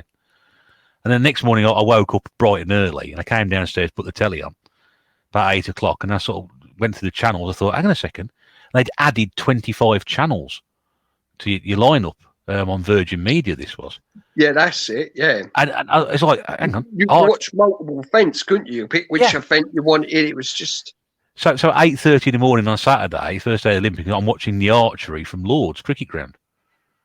Why am I watching archery at 8:30 in the morning? Because it's the Olympics. It's on the telly. And of course, she come downstairs and said, "What are you watching?" "Watching the archery." She goes, "Why?" I said, "Because it's the Olympics. There's 25 new channels here." She goes, "Oh, for crying out loud." So the second week I'm on my holiday. I'm sort of pretty much glued to the television. But I remember when it finished, I felt absolutely empty. Yeah, it was such an emotional and exciting 2 weeks, wasn't it? I mean, I like, the last week is always my favourite because it's the athletics, and I absolutely loved my athletics. And seeing Usain Bolt in the 200 and 4x1, it was just it's very special athlete. I prefer the first week because you tend to see more sport there that you wouldn't usually see. They give a bit more time to it, so that's why we went with the Tokyo Olympics just gone. The first week, you seen watching things like mountain biking first thing in the morning. So I'm sitting there having my breakfast before I go to work and I'm watching the mountain biking. And usually you wouldn't see something like that on a regular. No, that's very true. Yeah, it's an unusual sport for someone to watch, isn't it? Yeah, but we were both sat there glued to it. It's like, wow, she's really good, and, to go from there. But yeah, 2012. I mean, the worst bit was when they turned the Olympic flame off. I mean, that was unbelievably emotional because you could hear the crowd, people going, no, and general air of disappointment. I just sort of sat there and I felt something just came over me, and I was like, wiping my eyes. I thought, God, that's really got me. That. Well, you just know it's that end of an era. You never know when this country will hold another Olympics. It was we are at that point the only country to ever have it 3 times. Of the modern Olympics, that's special in itself. Yeah, but when did the last time? Done such a great job with it. Yeah, but the last time we'd had it was 64 years previously. Yeah, which was 48. It was first one after the Second World War. I remember when they won it, we were so surprised we won the bid. I sat at work watching it on the listening to it on the radio, and I was like, we've got the Olympics. We got the Olympics. It's like 6 years in advance. Was it 2006 we got awarded? Yeah, Or something because like that, they always so far in advance, and because it takes it takes so much planning, and and we're one of them very rare Olympics that didn't leave us crippled with money. Yeah. Where most of the others, I think Los Angeles was fine, but and I think there was another one, but other than that, every other Olympic nations that's hold it has always been like massive amount of debts. Well, that was host it and not being debt is brilliant. Yeah, I mean, it seems like a world away now compared to what's happened, globally since then. I mean, we're talking less than 10 years ago. It almost seems like a complete lifetime back now. But it was a very exciting time, that was, and a bit of sports chat there, but it's I just thought it was great, and like most people, I went out and bought the Blu-ray. I've still got it, the Blu-ray, the BBC's. Yeah, that's quality in it. Yeah, but the thing is, I watched a bit of that, and I'm not joking.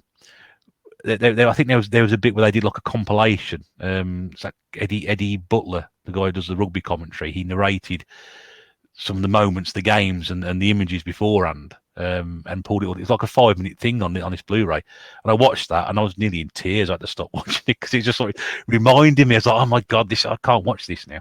I've never watched it since. It's still sat on my shelf. It was incredible. I mean, I've been a big fan of athletics. Seeing that Super Saturday was just amazing. I've never have I witnessed all the Olympics to see Great Britain in athletics with 3 golds in a matter of, was it 45 minutes or something stupid? It was... but more special because it was in London. It was a home Olympic. If it had been somewhere else in the world, it would still been pretty spectacular, but it wouldn't have had that impact because it was in London in the Olympic Stadium.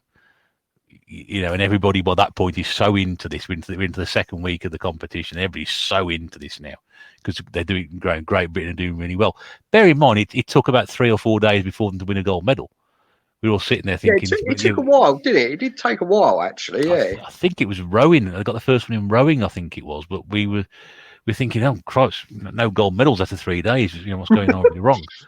Whereas now, if we don't get a gold medal within the first 3 days, it's like, it's a bit of a tragedy. But, yeah, very interesting. Didn't it take 3 days in Tokyo, didn't it? 3-4 days? I think did it take that many? I don't know. I don't know. I don't remember. That seems like a long time ago now, doesn't it? It does. It was only about 3 months back and all. Speaking of a long time ago, I think we started this a long time ago and all, didn't we? It's a good time to get to a conclusion. I told you I could waffle on, mate. I tell you about this is the tightest 3 hours in YouTube. We can't edit anything out of this at all. It's just be great chunks of it missing. No, we have come to the end of that now. There's obviously a bit of a Olympic chatter right at the end there, but because we talked about an Olympic Games game, it made absolutely perfect sense to do that. So there we go. That is the Desert Island Games of my very good friend James, a.k.a. Gamezone Birdroom. And it's been absolutely brilliant having you as a guest. Brilliant talking to you and understanding more about it. I hope people who know of your channel now know a bit more about you. Those of you who don't know James's channel, there is a link in the description below, so you can go across and have a look and see of all the wonderful things he does on there. So there's videos about where he lives at the moment. There's gameplay videos of the challenge with his brother. There's all sorts of stuff on there to check out, and it really is a brilliantly put together channel, and as I said, one of the nicest and most warmest gentlemen you can come across on YouTube itself. So my heartfelt thanks to you for coming on to do this, James. It's been an absolute pleasure, Russ. You are one of the treasures of YouTube, mate. You really are. Thank you very much. Everything you do for the community, all the shout outs you do for, us smaller channels, like myself, when, I was first starting out, you are a national treasure on YouTube, mate. And it's been an absolute pleasure getting to know you even better. Oh, thank you very much. That's really kind of you to say so. And I don't know. It's just do what I do, and I'm glad so many people are appreciative of it. And as I said before, it comes from starting out myself and knowing how hard it is to get a footing on it. And once people do recognise your channel and come across it, and word gets around, it does start to grow. But it's a lot harder to start. So I know how difficult it is. So I always like to try and give people, as I did when I first came across your channel through Dainster, a bit of a helping hand and a bit of a leg up. And I'm glad it's helped you, because you've got such a great, unique channel, and everybody, even Chicken Man loves you. He won't admit it, but he does love you. So we're the best of enemies. You are indeed. You are indeed. And you'll notice there's a few chicken feathers around the desert island from when he was here still. So feel free to clean those up after yourself. But no, it's been a blast, mate. I've really enjoyed this, and I hope everybody that's listening to it has been as equally enthralled as I have. So that's it for this episode. Thanks everybody for tuning in and listening. James's channel is in the description below. As I mentioned earlier, if you do want to come on Desert Island Games and speak to me about your history and your games you want to take with you, my email address is listed below. So another episode coming this time next week, or the next episode if you're listening to this during the week. And I hope that we'll catch you again for that. But once more, thank you very much indeed to my guest this week, Gamezone Birdroom, a.k.a. James. Once again, thank you very much, James. Oh, cheers, mate. As I said, I've absolutely loved every single. Was it 3 hours and 10 minutes? 3 hours and 10 minutes, yeah. It's been absolutely brilliant. I've enjoyed it so much. And as I said, you are a national treasure on YouTube. We love you. Thank you. We Thank love you so the bear. I tell you, this is an average length episode. This is 3 hours and 10 minutes. So yeah, I think it is anyway. But no, thank you again. That's great. And then this is the Retro Bear saying rather blushingly and embarrassingly, thank you very much indeed for listening. It's been great to talk to you, and we will do so again very soon. But until then, do take care in what you're doing, and it's bye for now.